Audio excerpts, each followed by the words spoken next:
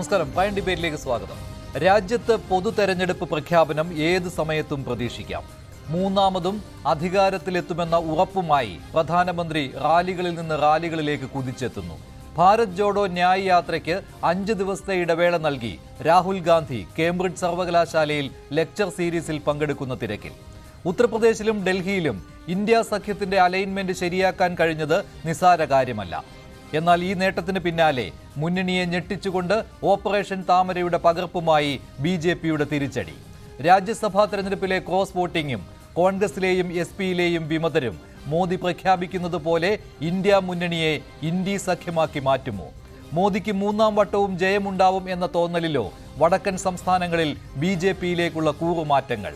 India മുന്നണി തോൽവി സമ്മതിച്ചെന്ന പ്രധാനമന്ത്രിയുടെ പ്രഖ്യാപനവും ഹിമാചലിലെയും യു.പിയിലെയും ക്രോസ് വോട്ടിംഗിന്റെയും പശ്ചാത്തലത്തിൽ പ്രൈം ഡിബേറ്റ് ചർച്ച ചെയ്യുന്നു. നടക്കാൻ തുടങ്ങിയ ഇന്ത്യ സഖ്യം ഇനിയും ആടിയുലയുമോ?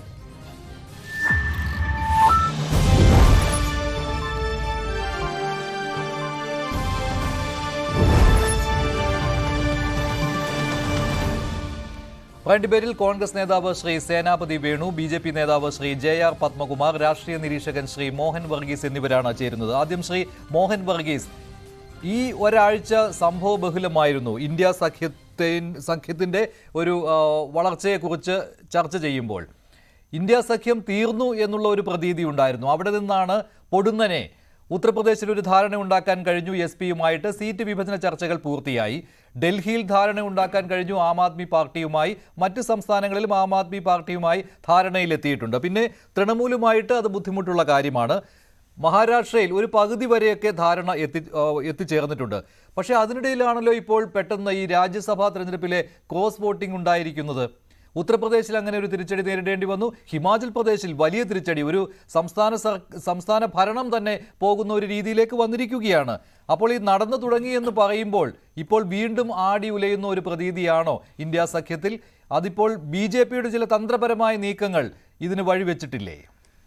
മഞ്ജുഷ്, ഇന്ത്യ സഖ്യം രാഹുൽ ഗാന്ധിയുടെ നടപ്പ് ആ പേസിനോടൊപ്പം പോകാനാവുമോ എന്ന ഒരു ചോദ്യം ഇവിടെ പ്രസക്തമാണ്. കാരണം കോൺഗ്രസ് പാർട്ടി ഒറ്റയ്ക്ക് നടക്കുകയാണ്. അപ്പോൾ അവിടെ ഒരുപാട് ആശങ്കകളുണ്ടായി. നിരീക്ഷകരുടെ ഇടയിൽ അഭിപ്രായ വ്യത്യാസമുള്ളൊരു കാര്യമാണ് കോൺഗ്രസ് പാർട്ടി ഒരു ഭാരത് ജോഡോ യാത്രയുമായി ഈ സമയത്ത് മുന്നോട്ട് പോകുന്നത്. അത് കോൺഗ്രസിൻ്റെ നടപ്പും ഇന്ത്യ മുന്നണിയെ ചേർത്ത് പിടിച്ചുള്ള നടപ്പും രണ്ടായി കണ്ട സമയത്താണ് പെട്ടെന്ന് ഒരു സംയോജനം ഉണ്ടാകുന്നത്. കാരണം 4 വഴി ചിതറിപ്പോകും എന്ന് ഏതാണ്ട് എല്ലാവരും വിധി എഴുതിയ 2 ആഴ്ച മുൻപ് വിധി എഴുതിയ സമയത്ത് തോറ്റെന്ന് ഉറപ്പിച്ച ഇലക്ഷൻ പൂർണ്ണമായി വടക്കേ ഇന്ത്യ പൂർണ്ണമായി എഴുതിത്തള്ളാം. അതുപോലെ പടിഞ്ഞാറൻ ഭാരതത്തിൽ യാതൊരു പ്രതീക്ഷയുമില്ല. ആകെയുള്ള പ്രതീക്ഷ തെക്കൻ ഭാരതത്തിൽ മാത്രം പ്രതീക്ഷയുള്ള, കിഴക്ക് പോലും നിതീഷ് കുമാറും കൂട്ടരും പോയപ്പോൾ കിഴക്കിന്റെ പ്രതീക്ഷ പോലും പോയി. അങ്ങനെ അതായത് ഒരു 400 സീറ്റ് വരെ വരുമോ എന്നുള്ള ഒരു ചർച്ച മാത്രമായിരുന്നു കഴിഞ്ഞ കുറേ ദിവസങ്ങളായി ഉണ്ടായിരുന്നത്. 400 പോലും കടക്കും. മോദി നൽകിയ മോദി പറഞ്ഞ ആത്മവിശ്വാസം 370 സീറ്റ് ഭാരതീയ ജനതാ പാർട്ടിക്ക് ഒറ്റയ്ക്കും NDA സഖ്യത്തിന് 400-ലധികവും എന്ന ആ ഒരു നമ്പർ സാധ്യമാകും എന്ന ഒരു പ്രതീക്ഷ നിലനിൽക്കുന്ന സമയത്താണ് പെട്ടെന്ന് നാടകീയമായി 3-4 സംഭവവികാസങ്ങൾ നടക്കുന്നത്. അതിലൊന്ന് കർഷക സമരമാണ്. 2 ഈ ചണ്ഡിഗഡ് മേയർ തെരഞ്ഞെടുപ്പുമായി ബന്ധപ്പെട്ട് ബി.ജെ.പിക്ക് ഏറ്റ വളരെ വലിയ തിരിച്ചടിയാണ്. കോടതിയിൽ നിന്നും സംഭവിച്ച തിരിച്ചടിയാണ്. അങ്ങനെ 3-4 കാര്യങ്ങൾ അതിനോടൊപ്പം തന്നെ സംഭവിച്ച ഒരു നിർണായക കാര്യമാണ് അപ്രതീക്ഷിതമായി സമാജ്വാദി പാർട്ടിയും കോൺഗ്രസും തമ്മിൽ വളരെ സുഗമമായ ഒരു സീറ്റ് ധാരണ 80 സീറ്റുള്ള ഉത്തർപ്രദേശിൽ സംഭവിച്ചിരിക്കുന്നു. അതിൽ 63 സീറ്റിൽ സമാജ്വാദി പാർട്ടിയും 17 സീറ്റിൽ കോൺഗ്രസും. കോൺഗ്രസിന് പരമാവധി 8-9 സീറ്റാണ് ലഭിക്കാമായിരുന്നത്. പക്ഷേ ജയന്ത് ചൗധരിയുടെ രാഷ്ട്രീയ ലോക്ദൾ പാർട്ടി, കർഷക പാർട്ടി എന്നറിയപ്പെടുന്ന പടിഞ്ഞാറൻ ഉത്തർപ്രദേശിലെ ജാട്ട് മേഖലയിൽ നിർണായക സ്വാധീനമുള്ള ആ പാർട്ടി മുന്നണി വിട്ടു പോയപ്പോൾ സ്വാഭാവികമായി അധികം വന്ന സീറ്റുകൾ വെസ്റ്റേൺ ഉത്തർപ്രദേശിൽ കോൺഗ്രസിന് നൽകാൻ സമാജ്വാദി പാർട്ടിയും അതിൻ്റെ നേതാവ് അഖിലേഷ് യാദവും തയ്യാറായി എന്ന് പറയുമ്പോൾ ഉത്തർപ്രദേശ് എന്ന ഒന്നാം നമ്പർ ബാറ്റിൽ ഫീൽഡാണ് ഉത്തർപ്രദേശ്. അവിടെ സഖ്യം സാധ്യമായിരിക്കുന്നു. രണ്ടാമത്തെ സംസ്ഥാനമായ മഹാരാഷ്ട്ര, 48 സീറ്റുകളുള്ള മഹാരാഷ്ട്രയാണ് രാജ്യം ഉറ്റുനോക്കുന്ന ഒരു സംസ്ഥാനം. അവിടെ BJPയും ശിവസേനയും തമ്മിലുള്ള തർക്കം നമ്മൾ കണ്ടതാണ്. അതിനുശേഷം ശിവസേന പിന്നെ ഭരണത്തിൽ ഏറി ഉദ്ധവ് താക്കറെ മുഖ്യമന്ത്രിയായി ഒരു വലിയ മഹാവികാസ് അഗാദി എന്ന രൂപത്തിൽ ഒരു മുന്നണി ഉണ്ടാക്കി. ആ മുന്നണിയെ പിളർത്തിക്കൊണ്ട്, രണ്ട് പാർട്ടികളെ പിളർത്തിക്കൊണ്ട് ഭാരതീയ ജനതാ പാർട്ടി വീണ്ടും അവിടെ ഷിൻഡെയുടെ നേതൃത്വത്തിൽ, ശിവസേനയുടെ ഒരു ഫാക്ഷന്റെ നേതൃത്വത്തിൽ ഗവൺമെന്റ് രൂപീകരിച്ച് മുന്നോട്ട് പോകുമ്പോൾ യഥാർത്ഥത്തിൽ ശിവസേനയുടെ ആണികൾ എവിടെ? NCPയുടെ ആണികൾ ശരത് പവാറിനോടൊപ്പമാണോ, അജിത് പവാറിനോടൊപ്പമാണോ, കോൺഗ്രസിന്റെ ബേസ് അവിടെ സുരക്ഷിതമാണോ? ഇതെല്ലാം പരിശോധിക്കുന്ന ഒരു തെരഞ്ഞെടുപ്പ് കൂടിയാണ് മഹാരാഷ്ട്ര. അവിടുത്തെ 48 സീറ്റിൽ 39 സീറ്റിൽ ധാരണയായിരിക്കുന്നു. ഇനി കേവലം 9 സീറ്റിൽ മാത്രമാണ് ധാരണയാകാനുള്ളത് എന്നാണ് മനസ്സിലാക്കുന്നത്. അത് ബോംബെ മേഖലയിലെ സീറ്റുകളിലാണ് ഇനി ധാരണയാകാനുള്ളത്. അപ്പം മഹാരാഷ്ട്രയിലെ കാര്യവും കാണും. മൂന്നാമത്തെ വലിയ സംസ്ഥാനത്ത് മാത്രമാണ് വലിയ ആശങ്ക. അത് ബംഗാളാണ്. 42 സീറ്റുകളുള്ള പശ്ചിമ ബംഗാളിൽ ഇപ്പോഴും മമതാ ബാനർജി അമ്പിനും വില്ലിനും അടുത്തിട്ടില്ല. അവിടെ ഇപ്പോഴും ഒരു ധാരണയായിട്ടില്ല. അത് ധാരണയാകുവാനുള്ള സാധ്യത വിരളവുമാണ്. പക്ഷേ ഈ ചെറിയ സംസ്ഥാനങ്ങളിലേക്ക് വരുമ്പോൾ ഈ ആം ആദ്മി പാർട്ടിയുമായിട്ട് ഇപ്പോൾ ഡൽഹിയിലെ 7 സീറ്റുകളിൽ ധാരണയാക്കാൻ കഴിഞ്ഞിട്ടുണ്ട്. അതുകൊണ്ട് പിന്നെ മറ്റ് സംസ്ഥാനം, ഇപ്പോൾ ഗുജറാത്തിൽ 1 സീറ്റ് ആം ആദ്മി പാർട്ടിക്ക് വിട്ടുകൊടുത്തുകൊണ്ട് ധാരണയിലേക്ക് വരുന്നു. അതൊക്കെ എത്രമാത്രം ഗുണം ചെയ്യുമെന്നാണ് അടുത്തത്. പക്ഷേ അതിനുശേഷം സംഭവിച്ച കാര്യങ്ങളാണല്ലോ ഇപ്പോൾ രാജ്യസഭാ തെരഞ്ഞെടുപ്പിൽ. അങ്ങനെയാണെങ്കിൽ ആ ഒരു കെട്ടുറപ്പ് അവിടെ കാണേണ്ടതാണ്. പക്ഷേ ഓരോ പാർട്ടിയിലും പ്രശ്നങ്ങൾ ഉടലെടുക്കുകയാണ്. SP-യിൽ പ്രശ്നമുണ്ടായി, ഉത്തർപ്രദേശിൽ. അത് ഈ ഇന്ത്യ സഖ്യത്തിലെ ചില അസ്വാരസ്യങ്ങൾ മൂലം ഇങ്ങനെയൊരു സഖ്യത്തിന്റെ സാധ്യതകൾ അത് എത്ര കണ്ട് അത് ഉപയോഗപ്പെടുത്തുവാൻ പറ്റും, ലോക്സഭാ തെരഞ്ഞെടുപ്പിൽ ജയിക്കുമോ എന്നുള്ള സംശയമൊക്കെ വന്നപ്പോഴാണല്ലോ ഇത്തരത്തിലുള്ള ക്രോസ് വോട്ടിംഗ് കാര്യങ്ങളും ഒക്കെ വരുന്നത്. ആ രീതിയിൽ നമുക്ക് വ്യാഖ്യാനിക്കാമല്ലോ. ഹിമാചൽ പ്രദേശിൽ ശരിയാണ്, മുഖ്യമന്ത്രിയോടുള്ള എതിർപ്പ് കൊണ്ട് ഇങ്ങനെ സംഭവിച്ചു. പക്ഷെ അത് മാത്രമായിരിക്കുമോ കാരണം? മഞ്ജുഷ്, ഈ രാഷ്ട്രീയം ഒരു വലിയ സാധ്യതയുടെ കലയാണ്. വലിയ അധികാരം മനുഷ്യ മനസ്സിനെ വല്ലാതെ മയക്കുന്ന ഒന്നാണ്. അവിടെ പ്രത്യയശാസ്ത്രമോ എടുത്ത നിലപാടുകളോ ഒന്നും അല്ല പ്രധാനം. അവിടെ അധികാരം തന്നെയാണ്. അധികാരത്തിന് ബദലായ അധികാരം മാത്രമേ ഉള്ളൂ, മറ്റൊന്നുമില്ല. അധികാരം ലഭിക്കാൻ സാധ്യതയുള്ള മുന്നണി NDA ആണ് എന്ന വിശ്വാസത്തിൽ പ്രത്യയശാസ്ത്രത്തെയും ഇതുവരെ എടുത്ത മൂല്യാധിഷ്ഠിത നിലപാടുകളെയും എല്ലാം കാറ്റിൽ പറത്തിക്കൊണ്ട് വ്യക്തികൾ, ഇത് പാർട്ടികളെന്ന് പറയുന്നില്ല, വ്യക്തികൾ ചെയ്യുന്ന കാര്യങ്ങളാണ്. അതാണ് കൂടുവിട്ട് കൂടുമാറ്റം. തെരഞ്ഞെടുപ്പിന് തൊട്ട് മുൻപ് മുന്നണി മാറ്റം അല്ലെങ്കിൽ കൂടുവിട്ടുള്ള കൂടുമാറ്റം വ്യാപകമാകുന്നതിൻ്റെ അടിസ്ഥാനം അതാണ്. അവിടെയാണ് പാർട്ടികളെ സംബന്ധിച്ചിടത്തോളം ജനങ്ങൾ വിശ്വസിക്കുന്നത് എങ്ങനെ. കോൺഗ്രസ് പാർട്ടി കഷ്ടപ്പെട്ടാണ് ഹിമാചൽ പ്രദേശിൽ ഭൂരിപക്ഷം ലഭിച്ചത്. 68 അംഗ നിയമസഭയിൽ 40 സീറ്റുമായി കോൺഗ്രസ് പാർട്ടി സാമാന്യം നല്ല പ്രകടനമാണ് കാഴ്ചവെച്ചത്. അപ്പം BJPയുടെ പണക്കൊഴുപ്പിനെയും അതുപോലെ അതിശക്തമായ പ്രചരണ സംവിധാനത്തെയും ഡബിൾ എഞ്ചിൻ സർക്കാർ എന്ന പ്രോമിസിനെയും എല്ലാം മറികടന്നുകൊണ്ട് കോൺഗ്രസ് പാർട്ടിക്ക് 40 സീറ്റ് ലഭിച്ചു. ഓർക്കണം, രാജ്യസഭാ തെരഞ്ഞെടുപ്പിൽ കോൺഗ്രസ് പാർട്ടി പരാജയപ്പെട്ട 34 സീറ്റ് എന്ന രീതിയിൽ അവിടെ വന്നു. 68-ൽ അവിടെ ടോസിലൂടെയാണ് രാജ്യസഭാ സീറ്റിലേക്ക് BJP നിർത്തിയ സ്ഥാനാർത്ഥി ജയിച്ചത്. കോൺഗ്രസിന്റെ 6 MLA-മാർ കൂറുമാറി വോട്ട് ചെയ്തു. സ്വതന്ത്രരായ 3 പേരും കൂറുമാറി വോട്ട് ചെയ്തു. അങ്ങനെ വരുമ്പോൾ സ്വതന്ത്ര കൂറുമാറെന്ന് പറയാൻ പറ്റില്ല. കോൺഗ്രസിനോടൊപ്പം നിന്ന സ്വതന്ത്രർ ഇപ്പോൾ മാറി BJPയോടൊപ്പമായി. അപ്പോൾ അങ്ങനെ ഹിമാചൽ പ്രദേശ് എന്ന ചെറിയ സംസ്ഥാനമാണ്, 4 ലോക്സഭാ സീറ്റ് മാത്രം നൽകുന്ന ഹിമാചൽ പ്രദേശ്. ഇതൊരു സൂചനയാണെങ്കിൽ, ഉത്തർപ്രദേശ് 80 ആണ്, ഹിമാചൽ പ്രദേശ് 4 ആണ്. ഇതൊരു സൂചനയാണെങ്കിൽ ഏത് സ്റ്റേറ്റിലെ ഏത് MLA-യോ MP-യോ വിലയ്ക്ക് വാങ്ങാൻ തക്ക രീതിയിലേക്ക് നമ്മുടെ രാജ്യത്തിന്റെ മുഖ്യകക്ഷിയായ ഭാരതീയ ജനതാ പാർട്ടിയും അതിന്റെ തെരഞ്ഞെടുപ്പ് സംവിധാനങ്ങളും ഒറ്റ ഒരു വിലയിരുത്തൽ എന്താണ് ഇപ്പോഴത്തെ ഈ സംഭവ വികാസങ്ങൾ ഈ മോദിയെ നേരിടാനായിട്ട് ഇന്ത്യ വളർന്നു എന്നതിന്റെ സൂചന നൽകുന്നുണ്ടോ ഇല്ലയോ? ഇതൊരു ബോക്സിംഗ് മത്സരം പോലെയാണ് മഞ്ജുഷ്. ഇതായത് ബോക്സിംഗിൽ ഇടികൊണ്ട് താഴെ കിടക്കുന്നയാള് സർവ്വശക്തിയും സംഭരിച്ച് ഒന്ന് എഴുന്നേക്കാൻ നോക്കുമ്പോൾ അടുത്ത ഇടി വരികയാണ്. അപ്പം ഇതൊന്ന് യാതൊരു രീതിയിലും ഇന്ത്യ മുന്നണിക്ക് മുന്നോട്ട് പോകാനാവാത്ത രീതിയിൽ ആത്മവിശ്വാസത്തെ ആകെ തളർത്തുന്ന രീതിയിലാണ്. ഒന്ന് തളർത്തു വരുന്നു, പച്ചപിടിക്കുന്നു എന്ന് തോന്നുമ്പോൾ വീണ്ടും വലിയ തോതിലാണ് മറുപക്ഷത്തു നിന്ന് ആക്രമണം ഉണ്ടാക്കുന്നത്. അതുകൊണ്ട് ഇത് ഒരു തുല്യതയില്ലാത്ത, എൻ്റെ ഒരു നിരീക്ഷണം ഇതാണ്, ഒരു തുല്യതയില്ലാത്ത ലെവൽ പ്ലേയിങ് ഫീൽഡ് അല്ല ഇവിടെ സംഭവിക്കുന്നത് എന്ന് മാറി നിന്ന് നോക്കുമ്പോൾ പോൾ പൊസിഷനിൽ നിന്ന് തന്നെയാണ്, അതിന് മുൻപിൽ നിന്നാണ് നരേന്ദ്രമോദി കളി തുടങ്ങിയത്. അതുകൊണ്ട് തന്നെ ഏറെ ദൂരം മുന്നോട്ട് പോകാൻ കഴിഞ്ഞു. അവിടെ ഓടിയെത്തുക എന്നുള്ളത് ഇനിയും ശ്രമകരമാണ്. അത് ഈ ഉത്തർപ്രദേശിലെ സീറ്റ് ഷെയറിങ്ങിൽ വന്ന ആ പ്രശ്നങ്ങൾ ഉണ്ടാകാത്ത രീതിയിൽ സീറ്റ് ഷെയറിംഗ് പൂർത്തിയായതും ഡൽഹിയിലെ ആം ആദ്മി പാർട്ടിയുമായുള്ള സഖ്യമൊന്നും ഈ മറിച്ചുള്ള ഒരു ചിന്ത നൽകുന്നില്ല. ഒരു കാര്യം കൂടെ പറഞ്ഞുകൊണ്ട് അവസാനിപ്പിക്കുന്നു.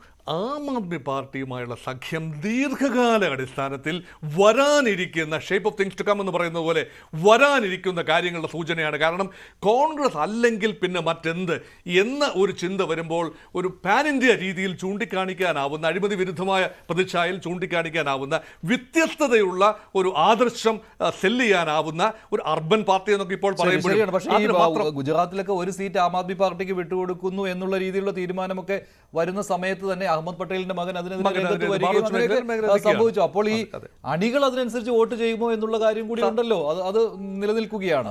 ശ്രീ JR പത്മകുമാർ, ശ്രീ മോഹൻ വർഗീസ് ഇവിടെ പറയുന്ന കാര്യങ്ങൾ വെച്ച് നോക്കിയാൽ BJP തന്നെയാണ് മുന്നിൽ. നരേന്ദ്രമോദി ആവർത്തിച്ച് പറയുന്നുണ്ട്, അതെല്ലാവർക്കും അറിയാം, ഇന്ത്യ മുന്നണിയുടെ ആത്മവിശ്വാസം കെടുത്തുന്നതിന് വേണ്ടിയാണ്. മൂന്നാം വരവ് അദ്ദേഹം പ്രഖ്യാപിച്ചു കഴിഞ്ഞു. ഇന്ത്യ മുന്നണി എന്നുള്ളത് ഇന്ത്യ മുന്നണിയാണ്, കിച്ചടി മുന്നണിയാണ് എന്നുള്ള കാര്യം അദ്ദേഹം ആവർത്തിച്ച് പറയുന്നുണ്ട്. തോൽവി സമ്മതിച്ചിരിക്കുകയാണ് ഇന്ത്യ മുന്നണി എന്ന് ഇന്നലെ അദ്ദേഹം തൂത്തുക്കുടിയിൽ പ്രസംഗിക്കുകയും ചെയ്തിട്ടുണ്ട്. അപ്പോൾ ഇതെല്ലാം ഈ അമിതമായ ആത്മവിശ്വാസം കൂടി അതിനകത്ത് ഉണ്ട്. പക്ഷെ ഒരു വേള ഒരു ഉയർന്നെഴുന്നേൽക്കുന്നതിന് സൂചന കണ്ടിരുന്നു. അവിടെ തളർന്നിട്ടില്ല, പക്ഷേ ആ സഖ്യം അങ്ങനെ തന്നെ നിൽക്കുന്നുണ്ട് കേട്ടോ. ഉത്തർപ്രദേശിലെ കാര്യമാണ് ഞാൻ പറഞ്ഞത്. ശ്രീ JR പത്മകുമാർ. അല്ല, ഉത്തർപ്രദേശിലൊന്നും പുതുതായിട്ടൊന്നും ഇല്ലല്ലോ. കഴിഞ്ഞ നിയമസഭാ തെരഞ്ഞെടുപ്പിലും ഇവരൊക്കെ ഒരുമിച്ച് മത്സരിക്കുകയൊക്കെ ചെയ്തിട്ടുണ്ടല്ലോ. അപ്പോൾ അതുകൊണ്ട് ഈ ഇപ്പോൾ ഉണ്ടായിട്ടുള്ള രാഷ്ട്രീയ സഖ്യങ്ങളൊന്നും പുതുമയുള്ളതല്ല.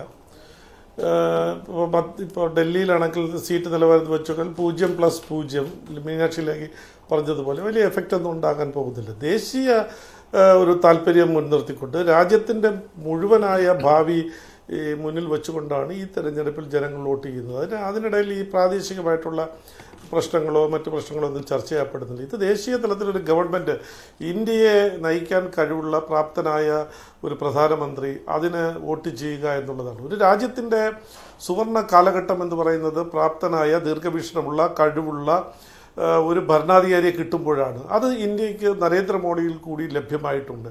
അത് കഴിഞ്ഞ 2 തവണയായിട്ട് ജനങ്ങൾക്ക് ബോധ്യമായിട്ടുണ്ട്. 14-ലും 19-ലും അത് ബോധ്യമായിട്ടുണ്ട്. അതുകൊണ്ട് തന്നെ ഇന്ന് ലോകത്തിനും അത് ബോധ്യമായിട്ടുണ്ട്. ഇന്ത്യയെ 21-ാം നൂറ്റാണ്ടിലേക്ക് നയിക്കാൻ, രാഷ്ട്രങ്ങളുടെ നെറുകയിലേക്ക് ഭാരതത്തെ നയിക്കാൻ കഴിവുള്ള പ്രാപ്തനായ ഒരു പ്രധാനമന്ത്രിയാണ് ഇന്ത്യക്കുള്ളത്. അതിനുള്ളൊരു സംവിധാനമാണ് ഇന്ന് NDA സംവിധാനം എന്നുള്ളത് ലോകത്തിന് മനസ്സിലായിട്ടുണ്ട്, നമ്മുടെ ഇന്ത്യയിലെ മുഴുവൻ ജനങ്ങൾക്കും മനസ്സിലായിട്ടുണ്ട്. അപ്പോൾ അതിനനുസൃതമായി തെരഞ്ഞെടുപ്പിൽ ജനങ്ങൾ വോട്ട് ചെയ്യുമെന്നുള്ളതിൽ യാതൊരു സംശയമില്ല. ഇവരെ സംബന്ധിച്ചിടത്തോളം ഈ നമ്മുടെ ജോർജ് പറഞ്ഞതുപോലെ ഈ രാഷ്ട്രീയം എന്ന് പറയുമ്പോൾ ആർട്ട് ഓഫ് പോസിബിലിറ്റീസിലാണ്, സാധ്യതകളുടെ ഒരു കലയാണ്. അവിടെ ആദർശമോ മറ്റു കാര്യങ്ങളൊന്നും അവർ നോക്കിയിട്ടല്ല. BJPയെ പരാജയപ്പെടുത്തി അധികാരത്തിൽ ഏൽക്കണം. എന്തിനു BJP പരാജയപ്പെടുത്തണമെന്ന് പറഞ്ഞാൽ സ്ഥിരം കുറേ കാലങ്ങളായി പറഞ്ഞു വരുന്നത് വർഗീയം എന്ന് പറഞ്ഞാൽ ഈ കൂടെ നിൽക്കുന്ന കക്ഷികളുടെ വർഗീയമായ നിലപാട്, അഴിമതിയിൽ മുങ്ങിക്കുളിച്ച അവരുടെ കഴിഞ്ഞകാല നിലപാടുകൾ, ഇതൊന്നും ഇവിടെ ചർച്ച ചെയ്യപ്പെടുന്നില്ല. ഇപ്പോൾ ഒരേ മുന്നണിയിലുള്ള 2-3 കക്ഷികൾ നിങ്ങൾ ആലോചിച്ച് നോക്ക്. പശ്ചിമ ബംഗാളിൽ ഇപ്പോൾ IND മുന്നണിയിലുള്ള CPM-നെ കുറിച്ച് IND മുന്നണിയിലെ ഒരു കക്ഷിയായ TMCയുടെ നേതാവ് മമതാ ബാനർജി പറയുന്നത് ഭീകരവാദികളുടെ സംഘടനയാണ് CPM എന്നുള്ളതാണ്. അതുപോലെ തന്നെ ഞങ്ങൾ ഒറ്റയ്ക്ക് മത്സരിക്കുമെന്നാണ് കോൺഗ്രസ് പറയുന്നത്. കോൺഗ്രസിന്റെ നേതാവ് TMCയെ കുറിച്ച് പറയുന്നത്, ചൗധരി പറയുന്നത് ഇതിനെ പിരിച്ചുവിടണമെന്നാണ്. അത്രമാത്രം മോശമായ ഗവൺമെന്റാണ് ബംഗാളിലുള്ളത്. ആശയങ്ങളുള്ള പാർട്ടികളാണ് അവർക്ക് ഒരിക്കലും യോജിക്കാൻ കഴിയില്ല. തെരഞ്ഞെടുപ്പിന് മുൻപ് വേണമെങ്കിൽ തെരഞ്ഞെടുപ്പിന് ശേഷം ഇവർക്കെല്ലാം കൂടിച്ചേരാം, അത് മാത്രമേ സംഭവിക്കുകയുള്ളൂ എന്നുള്ള വിലയിരുത്തൽ ഉണ്ടായിരുന്നു. പക്ഷേ അതിൽ നിന്ന് വ്യത്യസ്തമായ ചില കാര്യങ്ങൾ സംഭവിക്കുന്നുണ്ട്. ഇപ്പോൾ ബംഗാളിലെ കാര്യം ഉറപ്പായിട്ടില്ല, അവിടെ ചില പ്രശ്നങ്ങളുണ്ട്. സ്വാഭാവികമായിട്ടും CPM-ഉമായിട്ട് കൂട്ടുകൂടുവാനായിട്ട് തൃണമൂൽ കോൺഗ്രസിന് സാധ്യമല്ല. കോൺഗ്രസിന് അവിടെ CPM-ഉമായി കൂട്ടുകൂടുന്നതുകൊണ്ട് കുഴപ്പവുമില്ല, മുൻപ് സംഭവിച്ചിട്ടുള്ള കാര്യമാണ്. അത് ബംഗാളിനെ മാറ്റി നിർത്താം. പക്ഷേ മറ്റ് സംസ്ഥാനങ്ങളുടെ കണക്കെടുക്കുമ്പോൾ അങ്ങനെയല്ല. ഉത്തർപ്രദേശിൽ ഇപ്പോൾ തന്നെ ആയിക്കഴിഞ്ഞു, SP-യും കോൺഗ്രസും തമ്മിൽ ആയിക്കഴിഞ്ഞു. അപ്പോൾ ചോദിക്കാം, മുൻപ് 2017 നിയമസഭാ തെരഞ്ഞെടുപ്പിൽ SP-യും കോൺഗ്രസും ഒന്നിച്ചു നിന്ന് അവിടെ മത്സരിച്ചിട്ട് എന്ത് ഫലമുണ്ടായി എന്ന്. അത് ശരിയാണ്.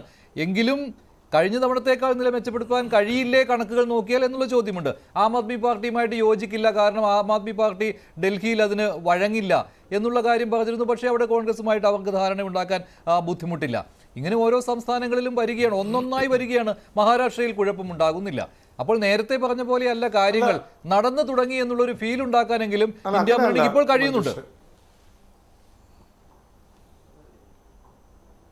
അല്ല, അങ്ങനെയല്ല. ഇപ്പോൾ ഞാൻ നോക്കട്ടെ, ഞാൻ ഒന്ന് ചോദിക്കട്ടെ. ഡൽഹിയിൽ കഴിഞ്ഞ പ്രാവശ്യം രണ്ട് മുന്നണികളെയും പരാജയപ്പെടുത്തിയിട്ടാണ് AAP സംസ്ഥാന തിരഞ്ഞെടുപ്പിൽ വന്നിട്ടുള്ളത്.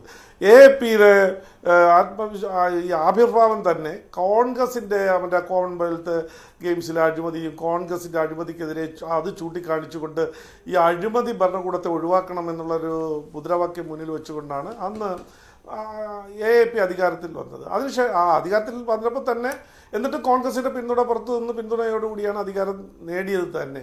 അപ്പോൾ അത്രയും ശക്തമായി ഒറ്റയ്ക്ക് വന്ന അസംബ്ലി തെരഞ്ഞെടുപ്പിൽ ജയിച്ചു വന്ന പാർട്ടി അത് കഴിഞ്ഞ് 2019 പാർലമെൻറ്റ് തിരഞ്ഞെടുപ്പിൽ വന്നപ്പോൾ എന്താ സ്ഥിതി? BJP മുഴുവൻ 7 സീറ്റും നേടിക്കൊണ്ടുപോയി. അങ്ങനെ നിൽക്കുന്ന സ്ഥലത്താണ് ഇപ്പോൾ 2024 തിരഞ്ഞെടുപ്പ് വരുമ്പോൾ ഒറ്റയ്ക്ക് അസംബ്ലിയിൽ അധികാരത്തിൽ വന്ന പാർട്ടി കോൺഗ്രസിനെ കൂടി കൂട്ടുക എന്ന് പറഞ്ഞാൽ അവരുടെ ആത്മവിശ്വാസം നഷ്ടപ്പെട്ടു എന്നുള്ളതല്ലേ? അങ്ങനെ ആത്മവിശ്വാസം നഷ്ടപ്പെട്ട രണ്ട് പാർട്ടികൾ ചേർന്നാൽ ആത്മവിശ്വാസത്തോടു കൂടി മുന്നോട്ട് പോകുന്ന ഭാരതീയ ജനതാ പാർട്ടിയെ അല്ലെങ്കിൽ NDA ഡൽഹിയിൽ തളയ്ക്കാൻ കഴിയില്ല. അതേപോലെ തന്നെ മഹാരാഷ്ട്രയുടെ സ്ഥിതി നിങ്ങൾക്ക് അറിയാമല്ലോ. അത് അഗാഡി തീർന്നു, എല്ലാം അത് തീർന്ന് അതിലുള്ള കക്ഷികളെല്ലാം ഛിന്ന ഭിന്നമായി. ഇന്ന് അവിടെ പവർഫുള്ളായിട്ടുള്ളൊരു സഖ്യം എന്ന് പറഞ്ഞാൽ NDA ആണ്. അപ്പോൾ NDA തീർച്ചയായിട്ടും അവിടെ കഴിഞ്ഞതിനേക്കാൾ നില മെച്ചപ്പെടുത്തും. മുഴുവൻ സീറ്റും കിട്ടിയില്ലെങ്കിലേ അത്ഭുതപ്പെടേണ്ടതുള്ളൂ. ആ രീതിയിലാണ് അവിടെ മുന്നോട്ട് പോകുന്നത്. അതുകൊണ്ട് NDA സംബന്ധിച്ചിടത്തോളം യാതൊരു ഭയാശങ്കയ്ക്കും വകയില്ല, ശക്തമായ മുന്നോട്ട് പോകും. ഇവരുടെ ഓപ്പോസിഷൻ പാർട്ടികളുടെ ഇടയിലുള്ള ആത്മവിശ്വാസക്കുറവാണ് അങ്ങോട്ടും ഇങ്ങോട്ടും ചെറിയ ചെറിയ കക്ഷികളെയൊക്കെ വിളിച്ച് ഓടി നടന്ന് എങ്ങനെയെങ്കിലും ഒന്ന് BJPക്കെതിരെ NDAക്കെതിരെ നമുക്ക് മുന്നോട്ട് പോകാമെന്ന് പറഞ്ഞ് തട്ടിക്കൂട്ടും. ഒരു സൈഡിൽ തട്ടിക്കൂട്ടും, ഒരു സൈഡിൽ അത് കൊഴിഞ്ഞു പോകുന്ന ഒരു അവസ്ഥ. അതുകൊണ്ട് ഈ തെരഞ്ഞെടുപ്പിൽ നരേന്ദ്രമോദി പറഞ്ഞതുപോലെ 370 സീറ്റിൽ കൂടുതൽ BJP ഒറ്റയ്ക്ക് നേടും. 400 സീറ്റിലേറെ സീറ്റുകൾ NDA സഖ്യത്തിന് ഉണ്ടാവുമെന്നുള്ളതിൽ ഏതൊരു സംശയവും. ശരി സേനാപതി വേണു, ഈ UPയിൽ ഒരു തിളക്കമുണ്ടാക്കുന്ന രീതിയിലേക്ക് കാര്യങ്ങൾ വരും. അതുകൊണ്ടാണ് ഇങ്ങനെ SP-യുമായിട്ട് അത്ര ബുദ്ധിമുട്ടുണ്ടാക്കാതെ തന്നെ കോൺഗ്രസിന് സഖ്യമുണ്ടാക്കാൻ കഴിഞ്ഞത് എന്നുള്ള ഒരു വിശ്വാസം ഉണ്ടായിരുന്നുവല്ലോ. 17 സീറ്റ് കിട്ടുക എന്നുള്ളത് അത്ര നിസ്സാര കാര്യമല്ല. മത്സരിക്കുന്നതിന് വേണ്ടി കോൺഗ്രസിന് SP-യുമായുള്ള ഒരു സഖ്യത്തിൽ അത് സാധിച്ചെടുക്കുകയും ചെയ്തു. പക്ഷെ പിന്നീട് നടക്കുന്ന സംഭവ വികാസങ്ങൾ അതല്ലല്ലോ. ഇപ്പോൾ ഈ രാജ്യസഭാ തെരഞ്ഞെടുപ്പിൽ ഉണ്ടായ ക്രോസ് വോട്ടിങ്ങും മറ്റും അതെന്തിൻ്റെ സൂചനയാണ് നൽകുന്നത്? അതിനെ ബന്ധിപ്പിക്കുവാൻ കഴിയില്ലേ? ഈ ലോക്സഭാ തെരഞ്ഞെടുപ്പിന് മുന്നോടിയായുള്ള ഈ ഇന്ത്യ സഖ്യം അത് വളർന്ന് വികസിച്ചോ അതോ ആടി ഉലയുകയാണോ എന്നതിലേക്ക്? അത് നല്ല രീതിയിലാണ് മുന്നോട്ട് പോകുന്നതെങ്കിൽ ഇത്തരത്തിൽ വിഘടിച്ചു പോകുവാനായിട്ട് MLA-മാർ തയ്യാറാകുമായിരുന്നില്ല. അവർ അതിന് പോലും തയ്യാറായി എന്ന് പറയുമ്പോൾ ഒന്നും പ്രതീക്ഷിക്കേണ്ട എന്നതല്ലേ? മൂന്നാമതും BJP അധികാരത്തിലേക്ക് എത്തും, അതിനെ തടയാൻ കഴിയുകയില്ല, പിന്നെ ഞങ്ങൾ എന്തിനു നിൽക്കണം എന്നുള്ള തോന്നലല്ലേ അത്? അല്ല, ഒരിക്കലും ഇല്ല മഞ്ജുഷേ. അത് നമ്മൾ മനസ്സിലാക്കേണ്ട ഒരു കാര്യം, ഞാൻ മുമ്പൊരു ചർച്ചയിലും നമ്മൾ ഈ കാര്യം സൂചിപ്പിച്ചിട്ടുള്ളതാണ്. ഈ ഇന്ത്യ മുന്നണിയിലെ പല കക്ഷികളും പ്രാദേശികമായി പല സംസ്ഥാനങ്ങളിലും അവർ നേരിട്ട് മുൻകാലങ്ങളിൽ അങ്ങോട്ടും ഇങ്ങോട്ടും മത്സരിച്ചു കൊണ്ടിരുന്നവരാണ്. ഇപ്പൊ 2014 വരെ ഇന്ത്യയുടെ രാഷ്ട്രീയ ചിത്രം എന്ന് പറഞ്ഞാൽ കോൺഗ്രസ് വേഴ്സസ് അതേഴ്സ് എന്നാണ്. ഇപ്പൊ അത് തിരിഞ്ഞു. ഇപ്പൊ BJP വേഴ്സസ് അതേഴ്സ് എന്നുള്ള രാഷ്ട്രീയ മുദ്രാവാക്യം ആയിരിക്കുകയാണ്. അപ്പോ ഈ സംസ്ഥാനങ്ങളിലെ പാർട്ടികളുടെ നിലനിൽപ്പിന് അവർക്കൊരു ആവശ്യമായി വന്നിരിക്കുക, അവർ ഒന്നിച്ചേ മതിയാകൂ എന്നുള്ളത് അവരുടെ ഒരു ആവശ്യമായിട്ട് വന്നിരിക്കുകയാണ്. ഇപ്പൊ രാജ്യസഭാ തെരഞ്ഞെടുപ്പിൽ ഉണ്ടായ വിഷയം അത് നിൽക്കട്ടെ. പക്ഷെ നമ്മൾ മനസ്സിലാക്കേണ്ടത് കീറാമുട്ടിയാകും എന്ന് നമ്മൾ പ്രതീക്ഷിച്ച ദില്ലിയിലെ സീറ്റ് വിഭജനം വളരെ ഭംഗിയായി പൂർത്തീകരിച്ചു. ചണ്ഡീഗഡ് അത് ഭംഗിയായി പൂർത്തീകരിച്ചു. ഗുജറാത്തിലേത് അത് പൂർത്തീകരിച്ചു. UPയിലേത് അത് ഭംഗിയായി പൂർത്തീകരിച്ചു. ഇനി നമുക്ക് സംശയം നിൽക്കുന്നത് ഒന്ന് പശ്ചിമ ബംഗാൾ പൂർത്തീകരിച്ചാലും ഇല്ലെങ്കിലും അവിടെ BJPക്ക് ജയിക്കാൻ പറ്റത്തില്ല. JR പത്മകുമാറിന്റെ രാഷ്ട്രീയമല്ല പശ്ചിമ ബംഗാളിൽ. പശ്ചിമ ബംഗാളിൽ നിങ്ങൾ ഇനി എന്ത് രാഷ്ട്രീയ തന്ത്രങ്ങൾ ആവിഷ്കരിച്ചു കഴിഞ്ഞാലും അവിടെ BJPക്ക് ജയിക്കാൻ പറ്റുന്ന ഒരു രാഷ്ട്രീയ സാഹചര്യമില്ല. ഇപ്പൊ ഞങ്ങൾ ഇനി മമതാ ബാനർജിയുമായിട്ടാണോ അതല്ല ഇനിയിപ്പോ CPM-ഉമായിട്ടാണോ രാഷ്ട്രീയ സഖ്യം എന്നുള്ളത് വരും ദിവസങ്ങൾ കണ്ടെത്തേണ്ടിയിരിക്കുന്നു. ഏതായാലും ഒരു സഖ്യവും ഇല്ലാതെ തന്നെ ഞങ്ങൾക്ക് കഴിഞ്ഞ പ്രാവശ്യം മാൽഡ സൗത്തും അതുപോലെ തന്നെ ബഹ്റാംപൂർ പഴയ ഗാനിഖാൻ ചൗധരിയുടെ സീറ്റാണ്. ഈ 2 സീറ്റ് അധീർ രഞ്ജൻ ചൗധരി, ഞങ്ങൾ ഈ 2 സീറ്റ് ഞങ്ങൾ വിജയിച്ചത് ഒരു സഖ്യവും ഇല്ലാതെയാണ്. അപ്പോ ഞങ്ങൾക്ക് ആ 2 സീറ്റുകളിൽ ഇപ്പോഴും വിജയിക്കാൻ പറ്റുന്ന രാഷ്ട്രീയ സാഹചര്യമുണ്ട്. ഞങ്ങൾ ഇനി തൃണമൂൽ കോൺഗ്രസുമായിട്ടുള്ള സഖ്യമാണെങ്കിലും CPM-ആയിട്ടുള്ള സഖ്യമാണെങ്കിലും ഇനി അവർ രണ്ടും കൂടെ ചേരാൻ സാധ്യതയില്ല എങ്കിൽ പോലും BJPക്ക് അവിടെ കഴിഞ്ഞ പ്രാവശ്യത്തെ 18 സീറ്റിലേക്ക് എത്താൻ അവർക്ക് കഴിയില്ല.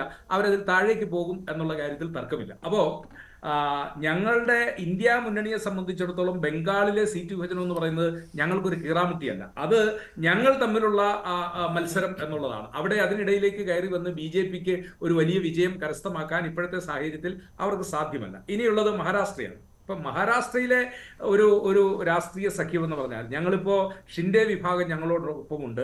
മഹാരാഷ്ട്രയിലെ പ്രധാനപ്പെട്ട കക്ഷികളിലൊന്നായ ശരത് പവാറിന്റെ NCP, അത് NCP ശരത്ചന്ദ്ര പ്രസാദ് ആ പേരിൽ തന്നെയാണ് ഇപ്പൊ നിൽക്കുന്നത്. ഇനി ഇതിലൊക്കെ ഒരു കൂടുതലായിട്ട് നമ്മൾ മനസ്സിലാക്കേണ്ടത് പഴയ രാമദാസ് ആറ്റുവാള നേതൃത്വം കൊടുക്കുന്ന RP, Republican party of India, അത് ഇപ്പോൾ അതിന്റെ ഒരു ആ വിഭാഗത്തിൽപ്പെട്ട ഈ ദളിതര്, മറാഠികൾ എന്നറിയപ്പെടുന്ന ഒരു ജനവിഭാഗം, ഭീമറാവ് റാംജി അംബേദ്കറുടെ പിന്തുടർച്ചക്കാരായിട്ടുള്ള ഒരു വലിയ ജനവിഭാഗം അവിടെയുണ്ട്. അവരുടെ ഒരു വോട്ട് ഷെയർ എന്ന് പറയുന്ന ഒരു 10-18% വരും. പല മണ്ഡലങ്ങളിലും അവർക്ക് നിർണായകമായ സ്വാധീനം ചെലുത്താൻ കഴിയുന്ന ഒരു പാർട്ടിയാണ്. അതിന് പ്രകാശ് അംബേദ്കർ നേതൃത്വം കൊടുത്തിരിക്കുന്നു.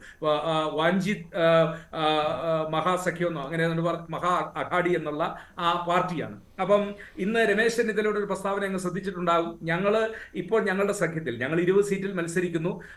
ഷിൻഡെയുടെ പാർട്ടിക്ക് പഴയ ശിവസേനയ്ക്ക് ഏതാണ്ട് 17-18 സീറ്റുകൾ കൊടുത്തുകൊണ്ട് അതോടൊപ്പം തന്നെ ശരത് പവാറിന്റെ പാർട്ടിക്ക് അവരുടെ ശക്തിക്കനുസരിച്ച് 8ഓളം സീറ്റുകൾ വീണ്ടും ഞങ്ങൾ ഈ പ്രകാശ് അംബേദ്കറുടെ പാർട്ടിയുമായിട്ടുള്ള സഖ്യം അവിടെ പൂർത്തീകരിച്ചില്ല. കാരണം ഈ പാർട്ടികളെല്ലാം അവരവരുടെ മേഖലയിൽ ശക്തിയുള്ള പാർട്ടിയാണ്. കോൺഗ്രസ് ആണെങ്കിൽ കോൺഗ്രസിന്റെ മേഖലയിൽ, അതുപോലെ തന്നെ ഈ ബാരാമതി മേഖലയിൽ ഇപ്പോഴും ശരത് പവാർ, ഈ പ്രകാശ് അംബേദ്കറുടെ പാർട്ടി, അങ്ങനെ ഈ പാർട്ടി ചെറുതും വലുതുമായിട്ടുള്ള ഈ മുന്നണിയിലുള്ള പാർട്ടികൾക്കെല്ലാം വളരെ ശക്തമായി BJP, RSS, ഈ എന്താ പറഞ്ഞ ശിവസേന, ഈ ഷിൻഡെ വിഭാഗത്തെ നേരിടുന്നതിനുള്ള നല്ല ശക്തിയുള്ള ആളുകൾ. ഇതെല്ലാം കണക്കുകൾ നിങ്ങൾക്ക് എത്ര വേണമെങ്കിലും മുന്നോട്ട് വെക്കാം. പക്ഷെ ഇവിടെയൊക്കെ ഈ ലോക്സഭാ തെരഞ്ഞെടുപ്പ് അടുക്കുമ്പോൾ എന്തെങ്കിലും ഒരു പ്രത്യേക മുദ്രാവാക്യം മുന്നോട്ട് വെക്കാൻ കഴിയണമല്ലോ, ഒരു വിഷൻ മുന്നോട്ട് വെക്കാൻ കഴിയണമല്ലോ. അത് ഈ മുന്നണിയെ സംബന്ധിച്ചിടത്തോളം ഇല്ല എന്നുള്ള കാര്യം ഉറപ്പാണല്ലോ. പക്ഷേ അങ്ങനെയല്ല. ഇവിടെ 2 തവണ അധികാരത്തിലിരുന്ന ഒരു സർക്കാർ 3ാമതും അധികാരത്തിലെത്തുമെന്ന് ഉറപ്പിച്ച് തന്നെ ഈ ലോക്സഭാ തെരഞ്ഞെടുപ്പിനെ നേരിടുകയാണ്. അവിടെ നരേന്ദ്രമോദി എന്നുള്ള ഒരു മുഖമുണ്ട് BJPക്ക്. അങ്ങനെയൊരു മുഖമില്ല. ഇവിടെ പല മുഖങ്ങൾ മാറി വരികയാണ്. ഇപ്പോൾ ഭാരത് ജോഡോ ന്യായ് യാത്ര തന്നെ ഇപ്പോൾ 5 ദിവസത്തെ അതിന് അവധി നൽകിക്കൊണ്ട് രാഹുൽ ഗാന്ധി കേംബ്രിഡ്ജിലേക്ക് പോയിരിക്കുന്ന സമയമാണ്.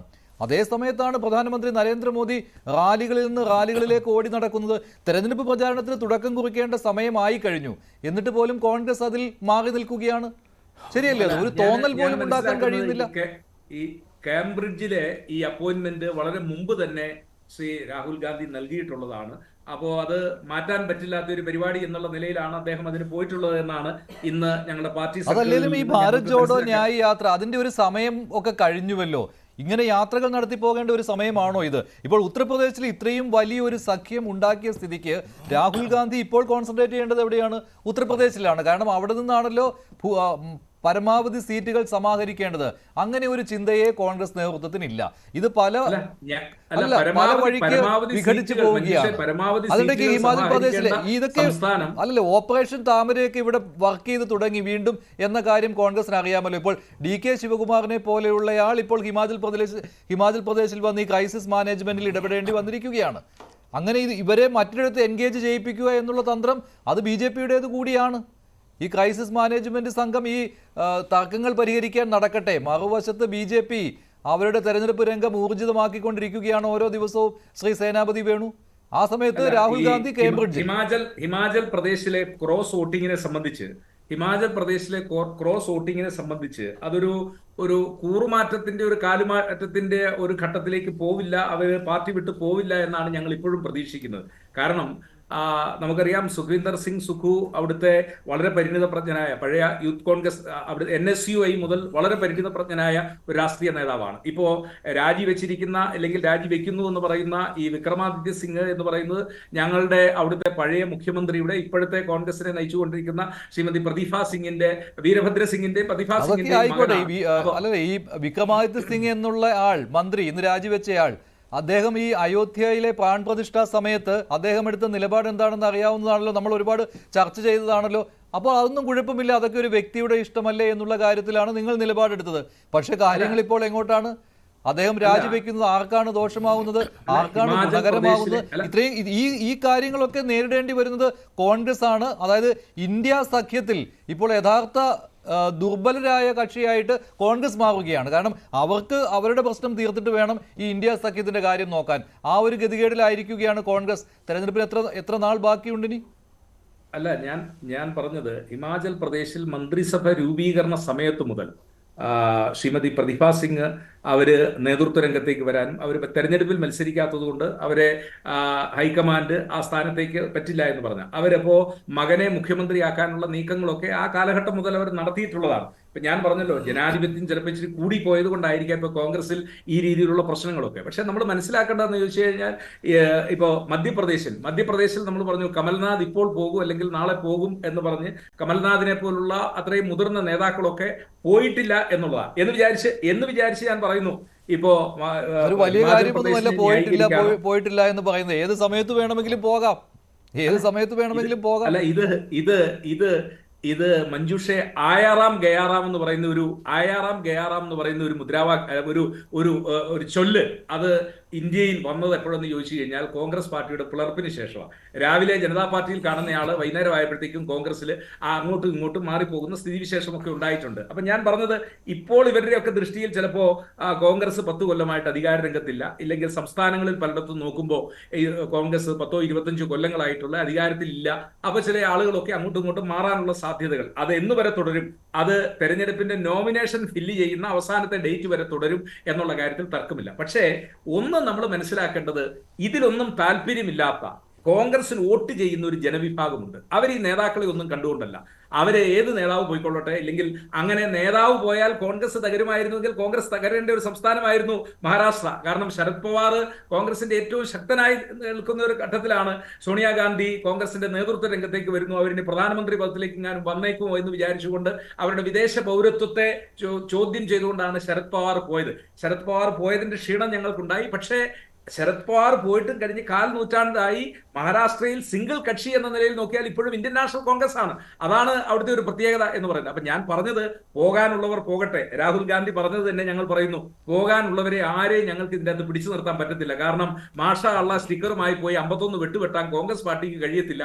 പോകുന്നവർ പോകട്ടെ, ഈ പ്രത്യയ ശാസ്ത്രവുമായി താല്പര്യമുള്ളവർ നിൽക്കട്ടെ എന്നുള്ളതാണ്. രാഹുൽ ഗാന്ധിക്ക് കേംബ്രിഡ്ജ് സർവകലാശാലയിൽ പോയി ലെക്ചർ സീരീസ് നടത്തുന്നതിന് അതിന് കുഴപ്പമൊന്നുമില്ല, അത് അദ്ദേഹത്തിന്റെ അവകാശമാണ്, അദ്ദേഹത്തിന് പോയി സംസാരിക്കാം. പക്ഷെ ഈ ഒരു ഘട്ടത്തിൽ രാജ്യം ഒരു തെരഞ്ഞെടുപ്പിലേക്ക് എത്താൻ തയ്യാറായി നിൽക്കുന്ന ഈ ഘട്ടത്തിൽ പ്രധാനമന്ത്രി നരേന്ദ്രമോദി അദ്ദേഹത്തിന്റെ സർവ്വ ഊർജ്ജവും വിനിയോഗിച്ചുകൊണ്ടില്ലേ ഇപ്പോൾ ഓരോ ദിവസവും എത്ര റാലികളിലാണ് പങ്കെടുത്തുകൊണ്ടിരിക്കുന്നത്, എത്ര സമ്മേളനങ്ങളിൽ സംസാരിക്കുന്നു അദ്ദേഹം. ഈ സമയത്ത് ഈ ഭാരത് ജോഡോ ന്യായ് യാത്ര തന്നെ നടത്തണോ എന്ന കാര്യത്തിൽ തന്നെ വ്യത്യസ്ത അഭിപ്രായം ഉണ്ടായിരുന്നു കോൺഗ്രസിന്. ഇത്രയും നീണ്ടു നിൽക്കുന്ന ഒരു യാത്ര വേണോ? തെരഞ്ഞെടുപ്പിന്റെ പ്രചാരണത്തിന്റെ ഒരു കാഹളം മുഴങ്ങുന്ന സമയത്ത് ഇങ്ങനെ ഒരു യാത്ര കൊണ്ട് എന്ത് പ്രയോജനം എന്നൊക്കെ ഉണ്ടായിരുന്നു. അതിനിടയ്ക്ക് 5 ദിവസത്തെ ഗ്യാപ്പും അതിന് വന്നിരിക്കുകയാണ്. രാഹുൽ എവിടെ എന്ന ചോദ്യത്തിന് ഇപ്പോൾ സ്ഥാനാർത്ഥി നിർണയ ചർച്ചകളൊക്കെ സജീവമായി നടക്കുമ്പോൾ രാഹുൽ എവിടെ എന്നുള്ള ചോദ്യമാണ് ഉയരുന്നത്. അങ്ങനെ അത് ശരിയാണോ മഞ്ജുഷ്? ഇവിടെ 2 വ്യക്തികൾ, പ്രധാനമന്ത്രി ശ്രീ നരേന്ദ്രമോദി, മറുപക്ഷത്ത് ശ്രീ രാഹുൽ ഗാന്ധി, 2 മോഡൽസാണ്, 2 പ്രവർത്തന ശൈലിയാണ്. യാതൊരു രീതിയിലും തുലനം ചെയ്യാനാവാത്ത, അവർക്ക് 2 പേർക്കും അവരവരുടേതായ പ്രത്യേകതകളുണ്ട്. ശ്രീ നരേന്ദ്രമോദി ഈ തേനീച്ച തേൻ ശേഖരിക്കുന്ന പോലെ കഠിനാധ്വാനം ചെയ്തുകൊണ്ട് രാജ്യത്തിൻ്റെ മുക്കിനും മൂലയിലും കേരളത്തിൽ നിന്നും തമിഴ്നാട്ടിൽ നിന്നും സീറ്റുകൾ ലഭിക്കാൻ സാധ്യതയില്ല എന്ന് അറിയുമ്പോൾ പോലും അവിടെയും ഒരു ആത്മവിശ്വാസത്തിൻ്റെ വിത്ത് പാകിയാണ്. We will attain double digit in Kerala. ഞങ്ങൾക്ക് കേരളത്തിൽ ഡബിൾ ഡിജിറ്റ് 20 സീറ്റിൽ 10-11 കിട്ടിയെങ്കിലല്ലേ ഡബിൾ ഡിജിറ്റ് എന്ന് പറയാൻ പറ്റൂ. ഒരു നിരീക്ഷകരും പറയില്ല BJPക്ക് കേരളത്തിൽ 11 സീറ്റ് കിട്ടുമെന്ന് ആരും പറയില്ല. പക്ഷേ ശ്രീ നരേന്ദ്രമോദി ഒരു ആത്മവിശ്വാസം പകരുന്ന രീതിയിൽ ഉള്ള പ്രഭാഷണങ്ങളുമായി വലിയ സംസാരങ്ങളുമായി ഇത് മോദിയുടെ ഗ്യാരണ്ടിയാണ് എന്ന് മുഴങ്ങുന്ന ശബ്ദത്തിൽ പ്രഖ്യാപിക്കുകയാണ്. അത് വലിയ തോതിൽ റിസണേറ്റ് ചെയ്യുകയാണ്. മറുവശത്തെ അതിശക്തമായി റാലി നയിച്ചുകൊണ്ട് രാഹുൽ ഗാന്ധി പോകുന്നു എന്ന പ്രതീതി ജനിപ്പിക്കുകയും പെട്ടെന്നൊരു നിമിഷം അങ്ങ് സ്കൂട്ടാവുകയാണ്. ശരിയാണ് മഞ്ജുഷ്, നേരത്തെ കേംബ്രിഡ്ജ് യൂണിവേഴ്സിറ്റിയിൽ സംസാരിക്കാൻ ഒരു അവസരം ലഭിക്കുന്നത് ഇന്ത്യയിലെ ഒരു രാഷ്ട്രീയ നേതാവിന് വലിയൊരു ബഹുമതിയാണ്. അത് ലോകം ശ്രദ്ധിക്കുന്ന ഒരു കാര്യമാണ്. അതൊരിക്കലും ശശി തരൂരിന് മാത്രമല്ല ശ്രീ രാഹുൽ ഗാന്ധിക്കും സാധിക്കും എന്ന് പറയുന്നത് കോൺഗ്രസ് പാർട്ടിക്കും ഇന്ത്യക്ക് തന്നെയും ഒരു അഭിമാനമാണ്. പക്ഷേ ഇതാണോ അതിന് സമയം? അത് വളരെ പ്രധാനപ്പെട്ട കാര്യമാണ്. ഇവിടെ നേരത്തെ മഞ്ജു സൂചിപ്പിച്ചതുപോലെ പ്രധാന ബാറ്റിൽ ഫീൽഡായ ഉത്തർപ്രദേശിലെ 80 സീറ്റിൽ ശ്രദ്ധ കേന്ദ്രീകരിക്കുകയും നഷ്ടപ്പെട്ട പ്രതാപം ഹിന്ദി ഹൃദയഭൂമിയിൽ വീണ്ടെടുക്കാൻ കോൺഗ്രസിന് കഴിഞ്ഞില്ല എങ്കിൽ പിന്നെ എങ്ങനെയാണ് ഇന്ത്യ മുന്നണിയെ കോൺഗ്രസിന് നയിച്ചു കൊണ്ടുപോകാനാവുന്നത്? 6 സംസ്ഥാനങ്ങളാണ് കോൺഗ്രസും BJPയും തമ്മിൽ നേരിട്ട് മത്സരിക്കുന്നത്. മധ്യപ്രദേശ്, ഛത്തീസ്ഗഡ്, രാജസ്ഥാൻ, ഗുജറാത്ത്, ഹിമാചൽ പ്രദേശ് ഇങ്ങനെയുള്ള സംസ്ഥാനങ്ങളിൽ നേരിട്ടുള്ള മത്സരമാണ്. അവിടെ ഏതെങ്കിലും സംസ്ഥാനത്ത് ഇത് നെഞ്ചത്ത് കൈവച്ചുകൊണ്ട് കോൺഗ്രസിന് പറയാൻ സാധിക്കുമോ ഉറപ്പായും ഈ നേരിട്ട് മത്സരിക്കുന്നിടത്ത് ഞങ്ങൾ ഭാരതീയ ജനതാ പാർട്ടിയെ പരാജയപ്പെടുത്തും എന്ന് പറയാനാവോ? ഹിമാചൽ പ്രദേശിൽ പോലും കൈവെള്ളയിലിരുന്ന ഭരണം നഷ്ടപ്പെടുത്തി എന്ന് പറയുമ്പോൾ അത് പൊളിറ്റിക്കൽ മാനേജ്മെന്റ് എവിടെയോ പിഴയ്ക്കുന്നു മഞ്ജുഷ്. എവിടെയോ ഇതിൻ്റെ അകത്തൊരു BJPയുടെ പൊളിറ്റിക്കൽ മാനേജ്മെന്റ് എക്സ്ക്വിസിറ്റ് ആണ്. ഇന്ത്യൻ നാഷണൽ കോൺഗ്രസിനെ സംബന്ധിച്ചിടത്തോളം ഒരു കളക്റ്റീവ് പൊളിറ്റിക്കൽ മാനേജ്മെന്റ് ഇല്ല, ഒരു വ്യക്തിയെ മുന്നിൽ കാട്ടാനില്ല. അത് മാത്രമല്ല DK ശിവകുമാറിനെ വിളിക്കുകയാണ് എന്തെങ്കിലും ക്രൈസിസ് വരുമ്പോൾ ഉടൻ അതിനകത്തൊരു തന്ത്രം BJPയുടെ കൂടി ഉണ്ടല്ലോ അല്ലേ? കാരണം എന്ന് വെച്ചാൽ ഈ DK ശിവകുമാർ എവിടെയും ഓടിയെത്തേണ്ടി വരികയാണ് ഒരു വലിയ ക്രൈസിസ് മാനേജ്മെന്റ് വിദഗ്ധനായിട്ട്. അദ്ദേഹം ഇപ്പോൾ ശ്രദ്ധ കേന്ദ്രീകരിക്കേണ്ടത് കർണാടകത്തിലാണ്. കർണാടകത്തിൽ നേരിട്ട് ഏറ്റുമുട്ടുകയാണ് BJPയും കോൺഗ്രസും. അത് ലോക്സഭാ തെരഞ്ഞെടുപ്പ് വരുമ്പോൾ BJPക്ക് അഡ്വാൻറ്റേജ് ഉണ്ടാകുമെന്നുള്ള കാര്യത്തിൽ സംശയമില്ല. അല്ലെ, ആ പ്രതീതിയാണ്. അതിനെ ഇല്ലാതാക്കേണ്ട ഒരു പ്രധാനപ്പെട്ട ആളാണ് DK ശിവകുമാർ. അദ്ദേഹത്തിന് സ്വന്തം സംസ്ഥാനത്ത് ശ്രദ്ധ കേന്ദ്രീകരിക്കേണ്ടത് ആവശ്യമായി വരുമ്പോൾ മറ്റു സംസ്ഥാനങ്ങളിൽ പോയി ഈ ക്രൈസിസ് മാനേജ്മെന്റ് ചെയ്യേണ്ടി വരികയാണ്. ഇതാണ് കോൺഗ്രസിന് വന്നിരിക്കുന്ന ദുർഗതി. ഒന്നാം തരം ഒരു ഇതാണ്. കാരണം കോൺഗ്രസിന്റെ ദുർബലപ്പെടുത്താൻ ഒന്നല്ല പല മാർഗങ്ങളിലാണ് BJP ശ്രമിക്കുന്നത്. അന്വേഷണ ഏജൻസികളെ ഉപയോഗിച്ചുകൊണ്ട് കോൺഗ്രസിനെ മാത്രമല്ല ഇന്ത്യ സഖ്യത്തിലെ മറ്റ് കക്ഷികളെയും നേതാക്കളെയും വളരെയധികം ആശങ്കയിലാക്കുകയാണ് CBIയുടെ IBയുടെ അന്വേഷണം. ഇതെല്ലാം ഒരു വശത്ത് അഖിലേഷിന് വന്നിട്ടുണ്ട്, CBI അന്വേഷണം വരുന്നുണ്ട്. അതൊരു വശത്ത്. അപ്പം കോൺഗ്രസ് പാർട്ടിയിലോ ഇന്ത്യ മുന്നണിയിലെ മറ്റ് കക്ഷികളിലോ നിൽക്കുന്നത് അവരുടെ സ്വന്തം രാഷ്ട്രീയ ഭാവിയെയും സുരക്ഷയെ തന്നെയും ബാധിക്കും എന്ന ഒരു ചിന്ത വളരെയധികം ഈ നേതാക്കളിലുണ്ട്. അവർ സ്വാഭാവികമായി അഭയം തേടുന്നത് BJPയുടെ തണലിലാണ്. അഴിമതിക്ക് പേര് കേട്ട് എത്രയോ പേരെയാണ് ഭാരതീയ ജനതാ പാർട്ടി സ്വന്തം പാളയത്തിലേക്ക് എത്തിച്ചത്. സ്വന്തം പാളയത്തിൽ എത്തിക്കഴിഞ്ഞാൽ പിന്നെ അഴിമതിയുടെ കറ അവിടെ, അതുകൊണ്ടാണ് വാഷിംഗ് മെഷീൻ എന്ന് പറയുന്നത്, അഴിമതിയുടെ കറ അവിടെ കഴുകി മാറ്റുകയാണ്. അപ്പം ഇവിടെ രാഷ്ട്രീയ സദാചാരം വളരെ വലിയൊരു ചോദ്യചിഹ്നമാകുന്ന ഒരു കാഴ്ചയാണ് കാണുന്നത്. ഇവിടെ ഇന്ത്യ മുന്നണിക്ക് ചെയ്യാമായിരുന്നൊരു കാര്യം, ഇവിടെ ചർച്ച ഇന്ത്യ മുന്നണിയെ കുറിച്ചാണല്ലോ. ഇന്ത്യ മുന്നണിക്ക് ചെയ്യാമായിരുന്നൊരു കാര്യം ഒരു സംശുദ്ധമായ രാഷ്ട്രീയം. ഈ ഡൽഹിയിൽ ആം ആദ്മി പാർട്ടി മുന്നോട്ട് വെച്ചതുപോലെ ഞങ്ങൾ we are going to deliver the goods, സംശുദ്ധമായ രാഷ്ട്രീയം, അഴിമതിരഹിത രാഷ്ട്രീയം, അത് പറയുകയും വ്യക്തമായ ഒരു അജണ്ട കൊണ്ടുവരികയും അതനുസരിച്ച് നീങ്ങുകയും ചെയ്യാമായിരുന്നു ഇന്ത്യ മുന്നണിക്ക്. അവരത് ചെയ്യാൻ ശ്രമിക്കുകയും ചെയ്തു. അവർ ജാതി സെൻസസിലേക്ക് നീങ്ങി. നിതീഷ് കുമാർ ബീഹാറിൽ ജാതി സെൻസസിലേക്ക് നീങ്ങി. ഇപ്പോഴും ജാതിയുടെ സാധ്യതയാണ് കോൺഗ്രസ് പാർട്ടിയും ഇന്ത്യ മുന്നണിയും കാണുന്നത്. അത് വെച്ചിട്ട് മതത്തിൻ്റെ കൺസോളിഡേഷൻ, ഒരു റിലീജിയസ് കമ്മ്യൂണൽ കൺസോളിഡേഷൻ എന്നത് ഒഴിവാക്കാനായി ഇത് അവാന്തര വിഭാഗങ്ങളെ, ഹൈന്ദവ മതത്തിൻ്റെ വിവിധ അവാന്തര വിഭാഗങ്ങൾക്ക് കോൺഫ്ലിക്റ്റിംഗ് ഇൻട്രസ്റ്റ് ആണ്. പ്രത്യേകിച്ചും സംവരണമുള്ള ഉൾപ്പെടെയുള്ള കാര്യങ്ങളിൽ വ്യത്യസ്തമായ താല്പര്യങ്ങളാണ്. ഈ താല്പര്യങ്ങളെ സംയോജിപ്പിച്ച് കൊണ്ടുപോകാൻ വളരെ അതുകൊണ്ടാണ് ഈ താല്പര്യങ്ങൾ വ്യത്യസ്തമായതുകൊണ്ടാണ് ജാതി സെൻസസ് വരുമ്പോൾ സ്വാഭാവികമായി ഭാരതീയ ജനതാ പാർട്ടി കെട്ടിപ്പടുത്ത ഒരു പാരഡൈം, മതത്തെ ആസ്പദമായി കെട്ടിപ്പടുത്ത ഒരു നാഷണലിസ്റ്റിക് ആൻഡ് റിലിജിയസ് ഒരു പാരഡൈം അവിടെ ഷിഫ്റ്റ് ചെയ്യപ്പെടും. ഇത് ഉറപ്പുവരുത്താൻ കഴിയാത്ത, അത് പക്ഷേ ഇന്ത്യ മുന്നണിക്ക് സാധ്യമല്ലല്ലോ. അതിന്റെ ഉപജ്ഞാതാവായിരുന്ന ആളെ തന്നെ BJP സ്വന്തം പാളയത്തിലേക്ക് കൂട്ടിക്കഴിഞ്ഞു നിതീഷ് കുമാറിനെ. അപ്പോൾ പിന്നെ ഇനി ആ ഒരു ആശയവുമായിട്ട് മുന്നോട്ട് വന്നിട്ട് കാര്യമില്ല. മാത്രമല്ല നിയമസഭാ തെരഞ്ഞെടുപ്പുകളിൽ അത് ഫലം കാണുകയും ചെയ്തിട്ടില്ല. പക്ഷേ ഓപ്പറേഷൻ താമര ഇപ്പോഴും പ്രായോഗിക തലത്തിലുണ്ട് ഇല്ലേ? എവിടെയാണോ എവിടെയാണോ ഞങ്ങൾക്ക് കടന്നു കയറാൻ പറ്റാതെ വരുന്നത് അവിടെ ഓപ്പറേഷൻ താമര. ശ്രീ JR പത്മകുമാർ അതാണല്ലോ ഹിമാചൽ പ്രദേശിൽ കണ്ടത്. ഡയറക്റ്റ് ആയിട്ട് പറയുകയാണെങ്കിൽ അത് ഓപ്പറേഷൻ താമര തന്നെയാണ് ഈ രാജ്യസഭാ തെരഞ്ഞെടുപ്പിലെ ക്രോസ് വോട്ടിംഗിൽ പ്രതിഫലിക്കുന്നത്. 6 MLA-മാരെ വിലക്കെടുക്കുകയാണല്ലോ ചെയ്തത്. അതുകൊണ്ടാണല്ലോ 34 വരികയും അവസാനം നറുക്കെടുപ്പിലൂടെ മനു അഭിഷേക് സിംഗ്വിക്ക് തോൽവി ഏറ്റുവാങ്ങേണ്ടി വന്നത്.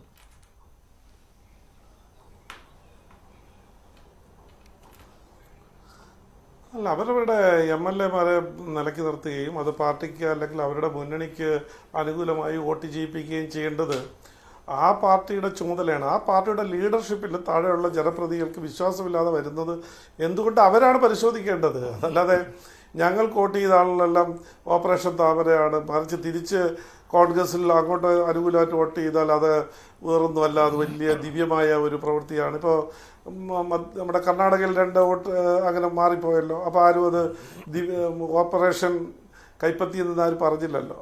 അപ്പം ഇതൊക്കെ രാഷ്ട്രീയത്തിൽ നിലവാരമില്ലാത്ത ചില ആളുകൾ പ്രവർത്തിക്കുമ്പോൾ അവരങ്ങനെയൊക്കെ ചെയ്യും. അവരെ രാഷ്ട്രീയ ബോധം ഉണ്ടാക്കിയെടുക്കുകയും സ്വന്തം അണികൾ മുന്നണിക്കോ അല്ലെങ്കിൽ രാഷ്ട്രീയ പാർട്ടിക്കോ അനുകൂലമായി നിർത്തേണ്ട അവരുടെ ചുമതലയാണ്. അത് അവർ പരാജയപ്പെടുന്നു എന്ന് പറഞ്ഞാൽ ആ ലീഡർഷിപ്പിൻ്റെ പരാജയമാണ്. ഇതിൽ ഏറ്റവും പ്രധാനപ്പെട്ട ഒരു കാര്യം എന്ന് പറഞ്ഞാൽ ഇവർ മുന്നോട്ട് വയ്ക്കുന്ന ഐഡിയോളജി എന്താണെന്ന് ആളുകൾക്ക് മനസ്സിലാകുന്നില്ല. ഞങ്ങൾ അഴിമതിക്കെതിരാണെന്ന് പറയും. എന്നിട്ട് നേതൃത്വം കൊടുക്കുന്ന ആളുകളെല്ലാം അഴിമതിക്കാർ. പറയുന്ന കോൺഗ്രസിൻ്റെ 1, 2, 3, 4 താഴോട്ട് നോക്കിയാലും അഴിമതി കേസുകൾ ജാമ്യം എടുത്ത് നിൽക്കുന്ന ആളുകൾ, കൂടെ കൊണ്ടു നടക്കാൻ ഉദ്ദേശിക്കുന്ന ആളുകളായാലും ഇത് തന്നെ.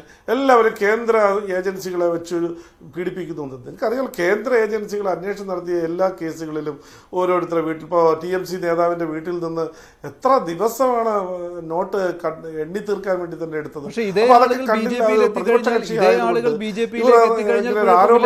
വാഷിംഗ് മെഷീൻ പ്രയോഗം തന്നെ അവിടെ വരുന്നത് അതല്ല അവർ പ്രചരിപ്പിക്കുന്ന കാര്യമല്ലേ. അതെല്ലാം അങ്ങനെ കുറേ കാലമായിട്ട് അങ്ങനെ പ്രചരിപ്പിക്കും, കേസെടുക്കും, കേസ് കൃത്യമായിട്ട് ആ അന്വേഷണവുമായി മുന്നോട്ട് പോകും. അതിലൊന്നും പാർട്ടി ഇടപെടുന്ന പ്രശ്നമില്ല എന്ന് പറഞ്ഞാൽ നരേന്ദ്രമോദി ആദ്യം പറഞ്ഞല്ലോ ഒരു കാര്യമുണ്ടല്ലോ. നരേന്ദ്രമോദി പറഞ്ഞു, ഞാൻ 5 പൈസ കക്കില്ല, കാര്യം എനിക്കതിൻ്റെ ആവശ്യമില്ല. പക്ഷെ 5 പൈസ ഒരാളെ കക്കാൻ അനുവദിക്കുകയില്ല എന്നുള്ളൊരു നിലപാട് സ്വീകരിച്ചിട്ടുണ്ട്. അത് തന്നെയാണ്, അതിൽ ജനങ്ങൾക്ക് വിശ്വാസമുണ്ട്. ആ ജനങ്ങൾക്ക് വിശ്വാസമുള്ളത് കൊണ്ടാണല്ലോ മോഡി പങ്കെടുക്കുന്ന പരിപാടികളിൽ മോഡി പറയുന്ന ഗ്യാരണ്ടിയിൽ ആളുകൾ വിശ്വസിച്ച് വോട്ട് ചെയ്യുന്നത്. ഇവർ രാഷ്ട്രീയത്തെ അവർ താല്പര്യപൂർവ്വം കാണുന്നില്ല. ഇപ്പോൾ ഒരു ഇന്ത്യയിലെ ഏറ്റവും പ്രധാനപ്പെട്ട ഒരു കക്ഷിയുടെ നേതാവ് അദ്ദേഹം ഈ തെരഞ്ഞെടുപ്പിനെ അല്ലെങ്കിൽ ഇന്ത്യയിൽ അടുത്ത് ആരാണ് ഭരണത്തിൽ വരുന്നത്, ഇന്ത്യയുടെ ഭാവി ആരാണ് നിയന്ത്രിക്കേണ്ടത് എന്നുള്ളൊരു ചോദ്യം ജനങ്ങൾ ചോദിക്കുന്ന ആ സമയത്ത് ഇത്രയും നിരുത്തരവാദപരമായിട്ട് ഞാനിതൊന്നും അറിഞ്ഞില്ലേ രാമനാരായണ എന്ന് പറഞ്ഞുകൊണ്ട് യാത്ര ചെയ്യുമോ? എവിടെയാണ് മത്സരിക്കുന്നതെന്ന് പോലും പറയാൻ അവർ കഴിയുന്നുണ്ട്. ഞങ്ങളെ സംബന്ധിച്ചിടത്തോളം ഞങ്ങളുടെ സ്കൂൾ ഓഫ് തോട്ട്സ് ഒരു പ്രവർത്തന രീതി നിങ്ങൾ ആലോചിച്ച് നോക്കും. നാളെ 29 മിക്കവാറും 29 പാർലമെൻ്ററി പാർട്ടി ചേർന്നതിന് ശേഷം നമ്മുടെ ഇലക്ഷനിൽ മത്സരിക്കുന്ന സ്ഥാനാർത്ഥികളുടെ സീറ്റുകളെക്കുറിച്ചൊരു ധാരണയാവും.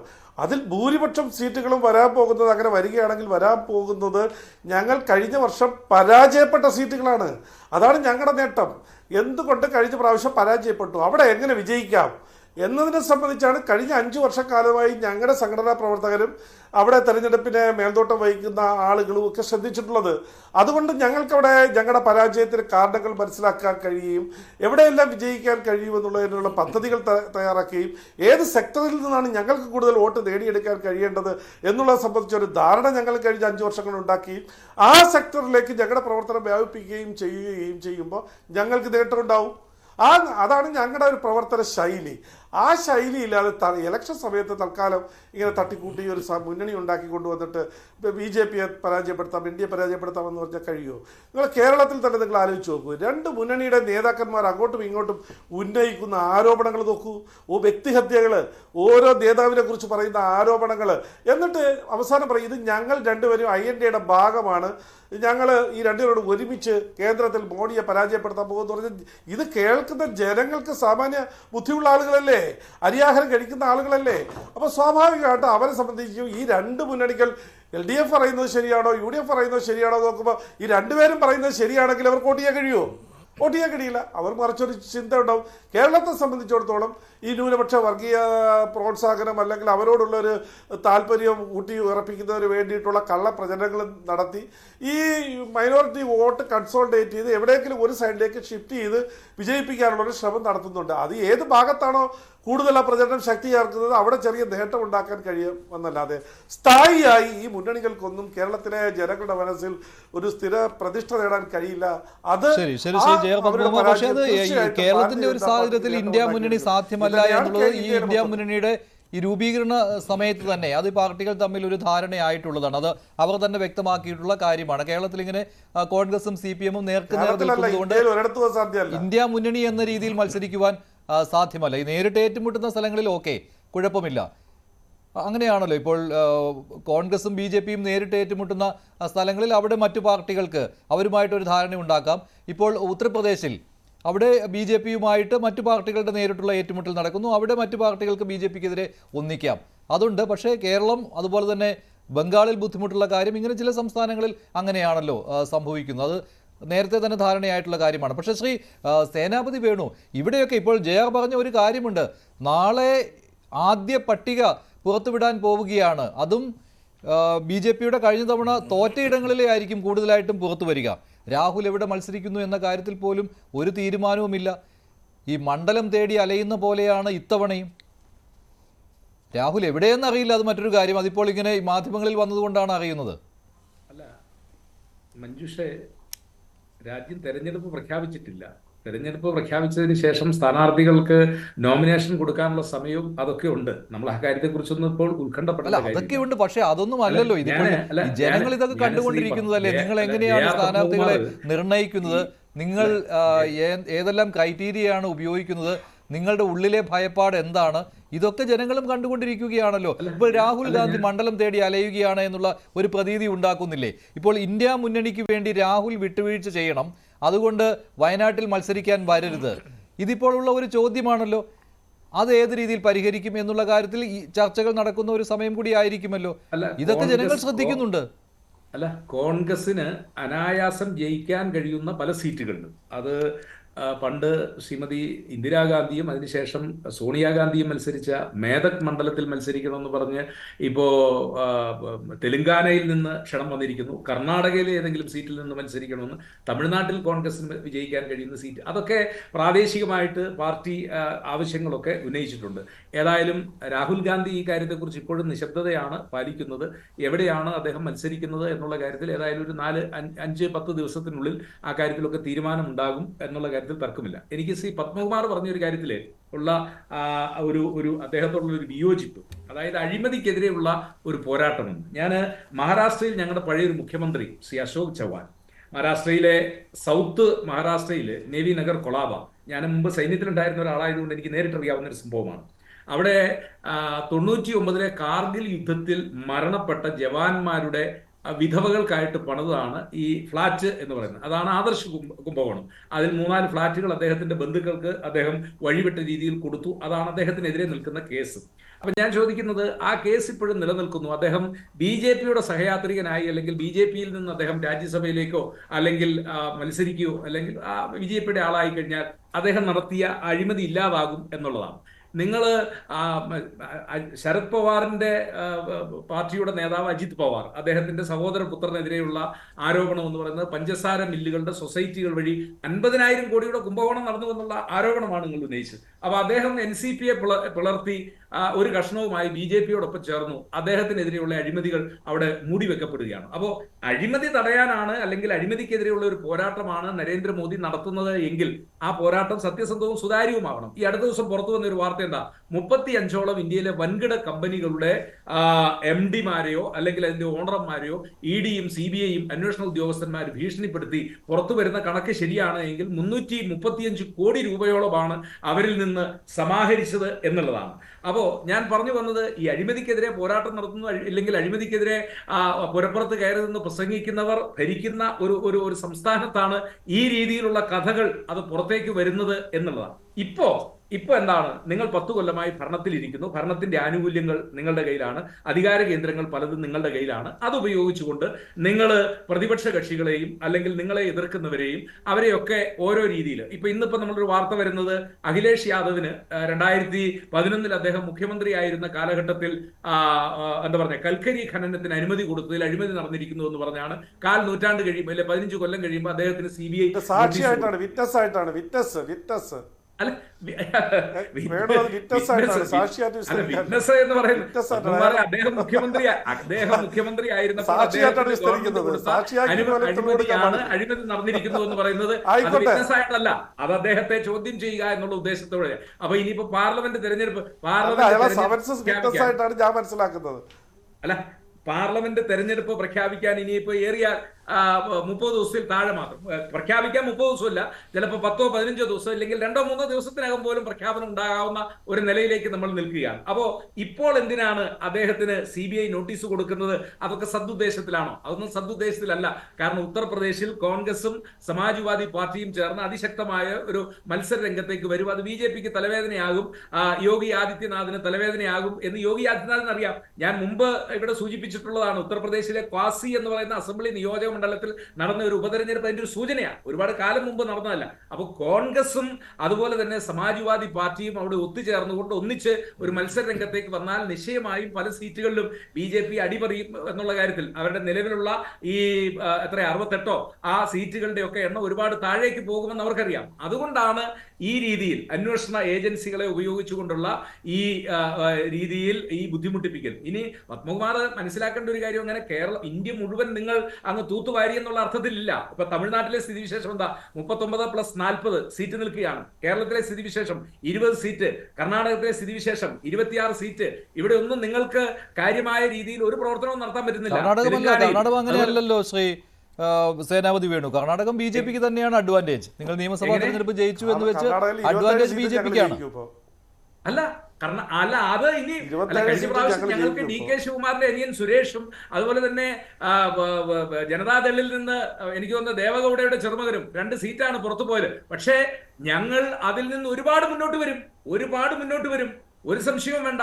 ഞങ്ങൾ അതിൽ നിന്ന് ഒരുപാട് മുന്നോട്ട്. കാരണം ഇന്നലെ ഇപ്പം ഇദ്ദേഹം പറഞ്ഞ ഒരു കാര്യം, ഈ ക്രോസ് വോട്ടിങ് എന്ന് പറഞ്ഞ് ഇന്നലെ ഇപ്പൊ അവരുടെ ചന്ദ്രശേഖർ എന്നാന്ന് തോന്നുന്നു ഒരു MLA, അദ്ദേഹം കോൺഗ്രസിന് അനുകൂലമായിട്ട് ഈ രാജ്യസഭാ തെരഞ്ഞെടുപ്പിൽ വോട്ട് ചെയ്യുന്ന സ്ഥിതിവിശേഷം ഉണ്ടായി. അപ്പൊ ഞാൻ പറഞ്ഞത്, അവിടെ കോൺഗ്രസിന് ഒരു എഡ്ജുണ്ട്, കോൺഗ്രസ് മുന്നിലേക്ക് പോകുന്നു എന്ന് അവർക്ക് ബോധ്യമായത് കൊണ്ടാണല്ലോ ഞങ്ങൾക്ക് അനുകൂലമായിട്ട് നിൽക്കാൻ BJPയുടെ ഒരു MLA മോഹൻ വർഗീസ് അങ്ങനെ ഒരു പ്രതീതിയുണ്ട്. കർണാടകത്തിൽ BJPക്ക് അഡ്വാൻറ്റേജ് ഇല്ല, അതിന്റെ ഒരു സൂചനയാണ് രാജ്യസഭാ തെരഞ്ഞെടുപ്പിൽ ക്രോസ് വോട്ടിംഗ് വന്ന് അത് കോൺഗ്രസിന് അനുകൂലമായി മാറിയത്. അതെ, ഉത്തർപ്രദേശിലും ഹിമാചൽ പ്രദേശിലും സംഭവിച്ചതിന് ഘടകവിരുദ്ധമായ കാര്യമാണ് കർണാടകത്തിൽ രാജ്യസഭാ തെരഞ്ഞെടുപ്പുമായി സംഭവിച്ചത്. അവിടെ ഒരു BJP MLA കാണാനില്ല. വോട്ടെടുപ്പ് നടക്കുമ്പോൾ അദ്ദേഹം വരുന്നില്ല. അപ്പം ഇത്രയും BJPക്ക് വളരെ വലിയ ധാരണയുള്ള ഓരോ MLAയും എവിടെ ആയിരിക്കണം, വളരെയധികം സൂക്ഷ്മതയോടെ നിരീക്ഷിക്കുന്ന പാർട്ടിക്ക് ആ MLA നഷ്ടപ്പെട്ടു. രണ്ടാമത്തെ ആൾ കോൺഗ്രസിന് ഗ്രൂപ്പ് മാറി വോട്ട് ചെയ്തു. അപ്പം ഇതാദ്യമായിട്ടാണ് എനിക്ക് തോന്നുന്നത്, ഇത് ഈ അടുത്ത സമീപകാല ഭൂതകാലത്ത് ആദ്യമായിട്ടാണ് ഇങ്ങനെ ഒരു സംഭവം നടക്കുന്നത്. സാധാരണ നേരെ തിരിച്ചാണ്. കോൺഗ്രസ് MLAമാരോ അത് ഇന്ത്യ മുന്നണിയിലെ മറ്റ് കക്ഷികളുടെ MLAമാരോ BJP പക്ഷത്തേക്ക് ചായുന്നതാണ് ഇതുവരെ കണ്ടതെങ്കിൽ കർണാടക വ്യത്യസ്തമായ മോഡലാണ്. എനിക്ക് തോന്നുന്നു അവിടെ ഞാൻ നേരത്തെ സൂചിപ്പിച്ച പൊളിറ്റിക്കൽ മാനേജ്മെൻറ്റ് ആരാണോ ഭംഗിയായി ചെയ്യുന്നത്, ഇത് ആദർശത്തിൻ്റെ ഒന്നും വിഷയമല്ല മഞ്ജുഷ്. ഭംഗിയായി അണികളെ കൂടെ നിർത്താൻ കഴിയണം, വോട്ടേഴ്സിനെ കൂടെ നിർത്താൻ കഴിയണം, നേതാക്കന്മാരെ കൂടെ നിർത്താൻ കഴിയണം. ഹിമാചൽ പ്രദേശ് സംഭവിച്ചത് എന്താണ്? വീരഭദ്ര സിംഗ് എന്ന അധികായനായ കോൺഗ്രസ് നേതാവ്, ആ നേതാവിൻ്റെ ഭാര്യ പ്രതിഭ ഭദ്ര സിംഗ്, അതുപോലെ ആ നേതാവിൻ്റെ ആ മകനാണല്ലോ വിക്രമാദിത്യ സിംഗ്, അദ്ദേഹത്തിന് മുഖ്യമന്ത്രി പദത്തിലേക്ക് ഒരു നാച്ചുറലായിട്ടൊരു ക്ലെയിം ഉണ്ടായിരുന്നതാണ്. അപ്പോൾ ഇവിടെ നിന്നാണ് സുഖ്വീന്ദർ സിംഗ് സുഖുവിനെ കൊണ്ടുവന്ന് മുഖ്യമന്ത്രിയാക്കുകയും അന്ന് മുതൽ തന്നെ ആ അസ്വാരസ്യങ്ങൾ ഉണ്ടായിരുന്നു. ഇത് ഇന്നലെ നടന്ന ഒരു നാടകീയമായ അട്ടിമറിയൊന്നുമല്ല. ഇത് കോൺഗ്രസ് പാർട്ടിയിൽ പുകഞ്ഞുകൊണ്ടിരുന്ന ഒരു അസംതൃപ്തി സമയത്ത് കണ്ടെത്തി പരിഹരിക്കാൻ കഴിഞ്ഞില്ല. A stitch in time will save 9 എന്ന് പറയുന്ന പഴഞ്ചൊല്ല് പോലെ അത് പരിഹരിക്കാൻ കഴിയാഞ്ഞതാണ് പ്രശ്നം. അത് മാത്രമല്ല, അതിന് പുറത്തു നിന്ന് കൊണ്ടുവന്ന മനു അഭിഷേക് സിംഗ്വിയെ രാജ്യസഭാ സ്ഥാനാർത്ഥിയായി നിർത്തിയപ്പോഴും പലരും പറഞ്ഞതാണ് ഇത് ബാക്ക് ഫയർ ചെയ്യാനുള്ള സാധ്യതയുണ്ട്. അപ്പം ഇതെല്ലാം കണ്ടെത്താൻ, മുൻകൂട്ടി കണ്ടെത്താനും മാനേജ് ചെയ്യാനുമുള്ള കോൺഗ്രസ് പാർട്ടിയുടെ കഴിവ് പരിമിതമാണ്. മറുവശത്ത് BJP ഒരു ചെറിയ ന്യൂനതയെങ്കിലും ഉണ്ടെങ്കിലും അത് പ്ലഗ് ചെയ്ത് കൊണ്ടുപോകുന്നുണ്ട്. പക്ഷെ അതിനകത്ത് മറ്റൊരു പ്രധാന ഘടകമുണ്ട് ശ്രീ മോഹൻ വർഗീസ്, പണം എന്നുള്ള കാര്യം ഇല്ലേ? വലുതാണ്. കോൺഗ്രസിന് ഇത്തവണ ലോക്സഭാ തെരഞ്ഞെടുപ്പിൽ മത്സരിക്കുവാൻ അതൊരു വലിയൊരു എതിർ ഫാക്ടറായിട്ട് നിൽക്കുന്നത് പണത്തിന്റെ അഭാവം തന്നെയാണ്. അത് ഉള്ളത് തന്നെ ഏതെങ്കിലും രീതിയിൽ മരവിപ്പിക്കാൻ പറ്റുമോ എന്നുള്ള സൂക്ഷ്മമായ പരിശോധന നടന്നു വരുന്ന ഒരു സമയമാണ്. അതായിരുന്നുവല്ലോ കോൺഗ്രസിനെതിരെയുള്ള ആദായ നികുതി വകുപ്പിന്റെ നോട്ടീസും ബാങ്ക് അക്കൗണ്ടുകൾ മരവിപ്പിച്ചതും പിന്നീട് അത് പുനഃസ്ഥാപിച്ചു എങ്കിൽ പോലും. അപ്പോൾ അതൊരു വലിയ ഫാക്ടറായിട്ട് നിൽക്കുകയാണ്. ഈ വരുന്ന പൊതുതെരഞ്ഞെടുപ്പ് എന്ന് പറഞ്ഞാൽ ഇത്രയും ബൃഹത്തായ ഒരു സംവിധാനം, അതിനെ നേരിടുന്നതിന് വേണ്ടിയുള്ള ഇത്രയും വലിയ ഈ പണത്തിന്റെ ആവശ്യം അത് കോൺഗ്രസിന് ഇല്ല. മഞ്ജുഷ്, പണം ഒരു നിർണായക കാര്യമാണ്. പണമില്ലാതെ, പണം ഇറക്കാതെ ഒരു രാഷ്ട്രീയ കക്ഷിക്കും ആദർശം കൊണ്ട് മാത്രം, അവരുടെ പ്രകടന പത്രിക അനുസരിച്ച് മാത്രം, അല്ലെങ്കിൽ ഐഡിയോളജി അനുസരിച്ച് മാത്രം ആരും വോട്ട് ചെയ്യില്ല. ഈ പണക്കൊഴുപ്പും പ്രചരണത്തിൻ്റെ സംവിധാനങ്ങളും പ്രവർത്തകർക്ക് പോലും പണം കൊടുത്തെങ്കിലേ ഇപ്പം പ്രവർത്തിക്കൂ എന്ന നിലയിൽ നിൽക്കുകയാണ് കാര്യങ്ങൾ. കാരണം ആ രീതിയിലേക്ക് നമ്മുടെ രാഷ്ട്രീയം മാറിക്കഴിഞ്ഞു. അവിടെ പണത്തിൻ്റെ സ്രോതസ് എവിടെയാണ്? ബിഗ് ബിസിനസ്സാണ് പണത്തിൻ്റെ പ്രധാന സ്രോതസ്. അതിനെ ഒരു നിയമവിധേയമായ രീതിയിൽ, വളരെ സുതാര്യമെന്ന രീതിയിൽ കൊട്ടിഘോഷിച്ചു കൊണ്ടുവന്ന ഇലക്ട്രൽ ബോണ്ട് കോടതി ചവിറ്റുകൊട്ടയിൽ കളഞ്ഞു. അപ്പം സ്വാഭാവികമായി കോൺഗ്രസിന് ഒരു ആശ്വസിക്കാൻ വകയുണ്ടെന്ന് തോന്നാം.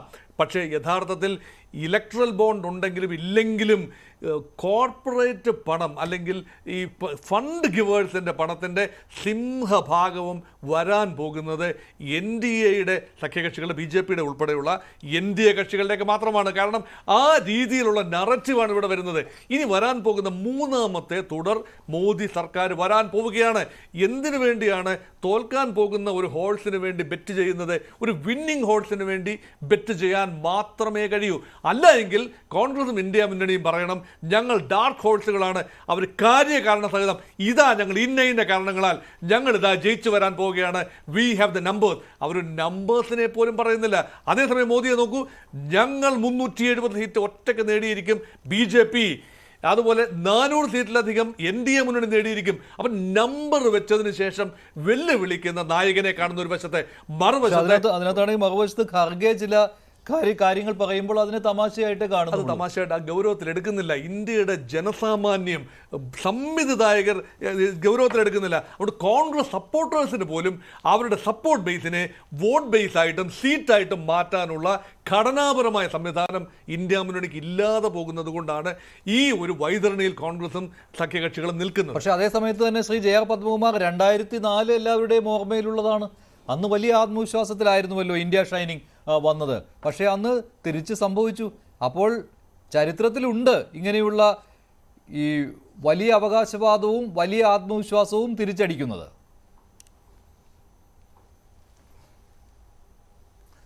ഞങ്ങളുടെ അങ്ങനെയുള്ളൊരു ആത്മവിശ്വാസത്തിലല്ലോ, ജനങ്ങളുടെ അഭിപ്രായം, ജനങ്ങളുടെ ഇടയിൽ നിന്ന് ഞങ്ങൾക്ക് മനസ്സിലാക്കാൻ കഴിഞ്ഞിട്ടുള്ള ജനങ്ങളുടെ ഒരു ആസ്പിറേഷൻസ് ആണല്ലോ. നിങ്ങൾക്ക് അറിയാം, ഞങ്ങൾ വെറുതെ അല്ലല്ലോ ചോദിക്കുക. ഞങ്ങൾ വിജയിച്ച, കഴിഞ്ഞ 10 വർഷമായി വിജയിച്ച പ്രോഗ്രസ് കാർഡുമായിട്ടാണ് ജനങ്ങളുടെ മുന്നിലേക്ക് വരുന്നത്. ഏകദേശം ഒരു 400ഓളം പദ്ധതികൾ ഇന്ത്യയിൽ പ്രഖ്യാപിച്ചു. നേരത്തെ ഉണ്ടായിരുന്നൊരു ചരിത്രം പറഞ്ഞാൽ പദ്ധതികൾ പ്രഖ്യാപിക്കും, അത് നടപ്പിൽ വരുത്തില്ല. ഇത് ഓരോന്നിനും സമയബന്ധിതമായി നടപ്പിലാക്കി. ആ നടപ്പിലാക്കിയതിൻ്റെ അടിസ്ഥാനത്തിൽ അത് ജനങ്ങൾക്ക് ബോധ്യപ്പെട്ടു. നിങ്ങൾ കഴിഞ്ഞ ദിവസം കേരളത്തിലൊരു MP ഒരു പദ്ധതിയുടെ ഉദ്ഘാടനത്തിൽ പ്രസംഗിച്ചത് നിങ്ങൾ കേട്ടില്ലേ? UDFൻ്റെ MP. അദ്ദേഹം പറഞ്ഞത് എന്താ? മോഡിയാണ് ഒരു പരിപാടി പ്രഖ്യാപിച്ചിട്ടുള്ളതെങ്കിൽ അതിനെ സൂക്ഷ്മമായിട്ട് അതിനെ അതിനെ ഒന്ന് നോക്കുന്നത്, അതിനെ ഒരു പിന്തുടർന്ന് പോകാൻ അവർ കഴിയുന്നുണ്ട്. അത് കഴിഞ്ഞിട്ട് അത് പൂർത്തീകരിച്ചിരിക്കും, അതിൽ യാതൊരു സംശയമില്ല. പറയുന്നത് ഏതാ?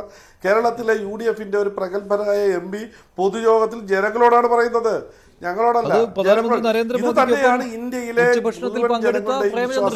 മോഡിയുടെ ഗ്യാരണ്ടി. അത് പറഞ്ഞത് അദ്ദേഹം ഇതിനു മുൻപ് മാത്രത്തിൽ മോദിയെ പ്രകീർത്തിച്ചുകൊണ്ടുള്ള ഇതാണ് മോഡിയുടെ ഗ്യാരണ്ടി. ഇത് കേരളത്തിലല്ല, ജനങ്ങളുടെ മുന്നിൽ മോഡി വെക്കുന്ന ഗ്യാരണ്ടി, അനുഭവമുള്ള ജനങ്ങളുടെ അനുഭവത്തിൽ നിന്നാണ് ജനങ്ങൾ അത് പറയുന്നത്, മനസ്സിലാക്കിയത്. അതുകൊണ്ട് 2004 പറഞ്ഞതുപോലെ ഒന്നും ആയിരിക്കില്ല. ഇത് ജനങ്ങൾ മോഡി ഗവൺമെന്റ് വേണം, വീണ്ടും വേണം മോഡി ഗവൺമെന്റ് എന്നുള്ളത് ജനങ്ങളുടെ ഒരു ആഗ്രഹമാണ്, അഭിലാഷമാണ്. കാരണം എന്തുകൊണ്ടാ, കഴിഞ്ഞ കാല 10 വർഷത്തെ അനുഭവങ്ങളിൽ നിന്നാണ് അവർക്കത് മനസ്സിലാകുന്നത്.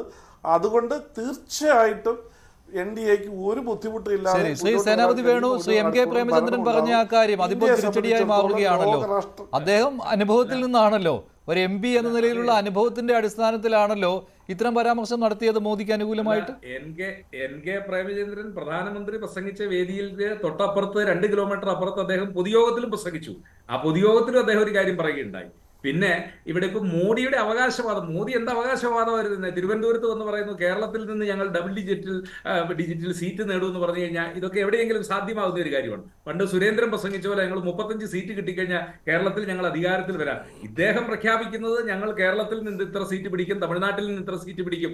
തമിഴ്നാട്ടിൽ നിന്ന് മുമ്പ് ഒരു പൊൻ രാധാകൃഷ്ണൻ വിജയിച്ചതാണ്, അതിനുശേഷം പിന്നെ അങ്ങോട്ട് എത്താൻ പോലും പറ്റിയിട്ടില്ല. അടുത്ത് 14 കഴിഞ്ഞ് 19 അതല്ലല്ലോ പൊതുയോഗത്തിൽ സർക്കാരിന്റെ പദ്ധതിയിൽ വന്നിട്ട് മോഡി പദ്ധതി പ്രഖ്യാപിച്ചാൽ നടപ്പിലാക്കിയത് ജനങ്ങളോട് പറഞ്ഞിട്ട് അപ്പുറത്തെ അത് വേറെ എന്തെങ്കിലും പറഞ്ഞിട്ട് കാര്യമുണ്ടോ? അപ്പൊ ഏതാ ജനങ്ങൾ വിശ്വസിക്കേണ്ടത്? നിങ്ങൾക്കുള്ള ഇരട്ടത്താപ്പാണ്. അല്ല, നടപ്പിലാക്കിയ പദ്ധതികളും ആ പദ്ധതികളുടെ ന്യായങ്ങളും ഒക്കെ അതെല്ലാം പൊതുവേദിയിൽ ചർച്ച ചെയ്യപ്പെടുന്ന കാര്യങ്ങൾ. ഒരു MP ആണ് പറഞ്ഞത്, UDFന്റെ ഒരു MP ആണ് സാർ ഈ പറഞ്ഞത്, ശ്രീ സേനാപതി വേണു. ഇപ്പൊ ഞാൻ ചോദിക്കട്ടെ, ഒരു പ്രധാനമന്ത്രി ഒരു മീറ്റിംഗ് ഉദ്ഘാടനം ചെയ്തുകൊണ്ടിരിക്കുമ്പോൾ, അല്ലെങ്കിൽ ഒരു മീറ്റിംഗ് സ്വാഭാവികമായിട്ടും അതിൽ പങ്കെടുക്കുന്ന ഒരു MP ഒരു പ്രസംഗം അത് അങ്ങനെ വരൂ. അതിപ്പം മുമ്പുണ്ടായിരുന്ന പ്രധാനമന്ത്രിമാർ പ്രസംഗിച്ചുകൊണ്ടിരുന്ന വേദിയിൽ പ്രതിപക്ഷത്തിന്റെ MP-മാരാണെങ്കിൽ സ്വാഭാവികമായിട്ടും അത് അങ്ങനെ ഒരു പ്രസംഗമേ പറ്റുള്ളൂ. അതല്ലാതെ അദ്ദേഹത്തെ ആക്ഷേപിച്ചുകൊണ്ട് പ്രസംഗിക്കാനോ അതൊന്നും പറ്റുന്ന ഒരു കാര്യമല്ല. പക്ഷേ യാഥാർത്ഥ്യങ്ങൾ ശ്രീ പ്രേമേന്ദ്രൻ ചൂണ്ടിക്കാണിച്ചു എന്നുള്ളതാണ്. അതോടൊപ്പം തന്നെ ഇവർ ഈ പറയുന്ന ഈ 400 സീറ്റ് 370 സീറ്റ് ഇത് എവിടുന്ന് കിട്ടും? അതല്ലേ ശ്രീലങ്കൻ പാർലമെന്റിൽ നിന്ന് ഇങ്ങോട്ട് സീറ്റ് വരത്തില്ലല്ലോ, ഇവിടുന്നല്ലേ ഈ സീറ്റ് പറയുള്ളൂ. അപ്പൊ ഈ പറച്ചില്, ഇത്രയും വലിയ ആത്മവിശ്വാസം ഈ പറച്ചില് എന്നൊക്കെ പറയുന്നത് ഇത് ജനങ്ങളുടെ കണ്ണിൽ പൊടിയിടുന്നതിന് വേണ്ടിയുള്ള പ്രഖ്യാപനം. എന്തിനാ അദ്ദേഹം കേരളത്തിലേക്കും തമിഴ്നാട്ടിലേക്കും വരുന്നത്? വടക്കേ ഇന്ത്യയിൽ കഴിഞ്ഞ പ്രാവശ്യത്തിൽ നിന്ന് ഒരുപാട് താഴോട്ട് പോകും. രാഷ്ട്രീയ സാഹചര്യങ്ങൾ ഇവർക്കെതിരായിട്ട് ഉണ്ട്. ഇവരുടെ പ്രോഗ്രസ് കാർഡിൽ ഇപ്പോൾ വന്നിരിക്കുന്ന റെഡ് ഇങ്ക് എന്ന് പറയുന്നത് അത് പഞ്ചാബ് ഹരിയാനയിലെ കർഷക സമരമാണ്. അത് പഞ്ചാബിലും ഹരിയാനയിലും മാത്രം നിൽക്കില്ല, അത് ചുറ്റുവട്ടത്തുള്ള രാജസ്ഥാന്, ഇങ്ങോട്ട് UP, മധ്യപ്രദേശ്, ഈ സംസ്ഥാനങ്ങളിലേക്കെല്ലാം പടരുമെന്നുള്ള കാര്യത്തിൽ ഒരു തർക്കവുമില്ല. ഇവരുടെ പ്രോഗ്രസ് കാർഡിലെ വട്ടത്തിലുള്ള റെഡ് ഇങ്ക് ആയിരിക്കും. ആ റെഡ് ഇങ്ക് ഒട്ടും സംശയം വേണ്ട. 2014 പത്മകുമാർ ഓർക്കുന്നുണ്ടാകും, ഇന്ത്യ ഷൈൻസ് എന്ന മുദ്രാവാക്യം ഒറ്റ ദിവസം കൊണ്ട് തകർന്നത് എവിടെയാണെന്നറിയോ? മധ്യപ്രദേശിൽ നടന്ന ഒരു സാരി വിതരണം. പാവപ്പെട്ടവർക്ക് സാരി കൊടുക്കാൻ പോയ BJPയുടെ ഒരു സ്ഥാനാർത്ഥി 10 സ്ത്രീകൾ ആ തിക്കും തിരക്കിലും പെട്ട് ഒറ്റയടിക്ക് മരിച്ചത്. അവിടുന്ന് തുടങ്ങിയ ഒരു എതിർ പ്രചരണം അത് BJPയെ എന്താ പറഞ്ഞേ അടിവേര് പറിച്ചുകൊണ്ടാ പോയത്. ഇത് തന്നെയാ സംഭവിക്കാൻ പോകുന്നത്, ഒരു സംശയവും വേണ്ട. ശ്രീ സേനാപതി വേണു, ശ്രീ JR പത്മകുമാർ, ശ്രീ മോഹൻ വർഗീസ് പ്രൈം ഡിബേറ്റിൽ പങ്കെടുത്തതിന്. ഇന്നത്തെ പ്രൈം ഡിബേറ്റിലെ ചോദ്യം ഇതായിരുന്നു: നടന്നു തുടങ്ങിയ ഇന്ത്യ മുന്നണിക്ക് വെല്ലുവിളിയായോ ഹിമാചൽ? ആയി എന്ന് 72% പ്രേക്ഷകർ, ഇല്ല എന്ന് 25%, നിഷ്പക്ഷം 3%. പ്രൈം ഡിബേറ്റ് അവസാനിക്കുന്നു. നന്ദി, നമസ്കാരം.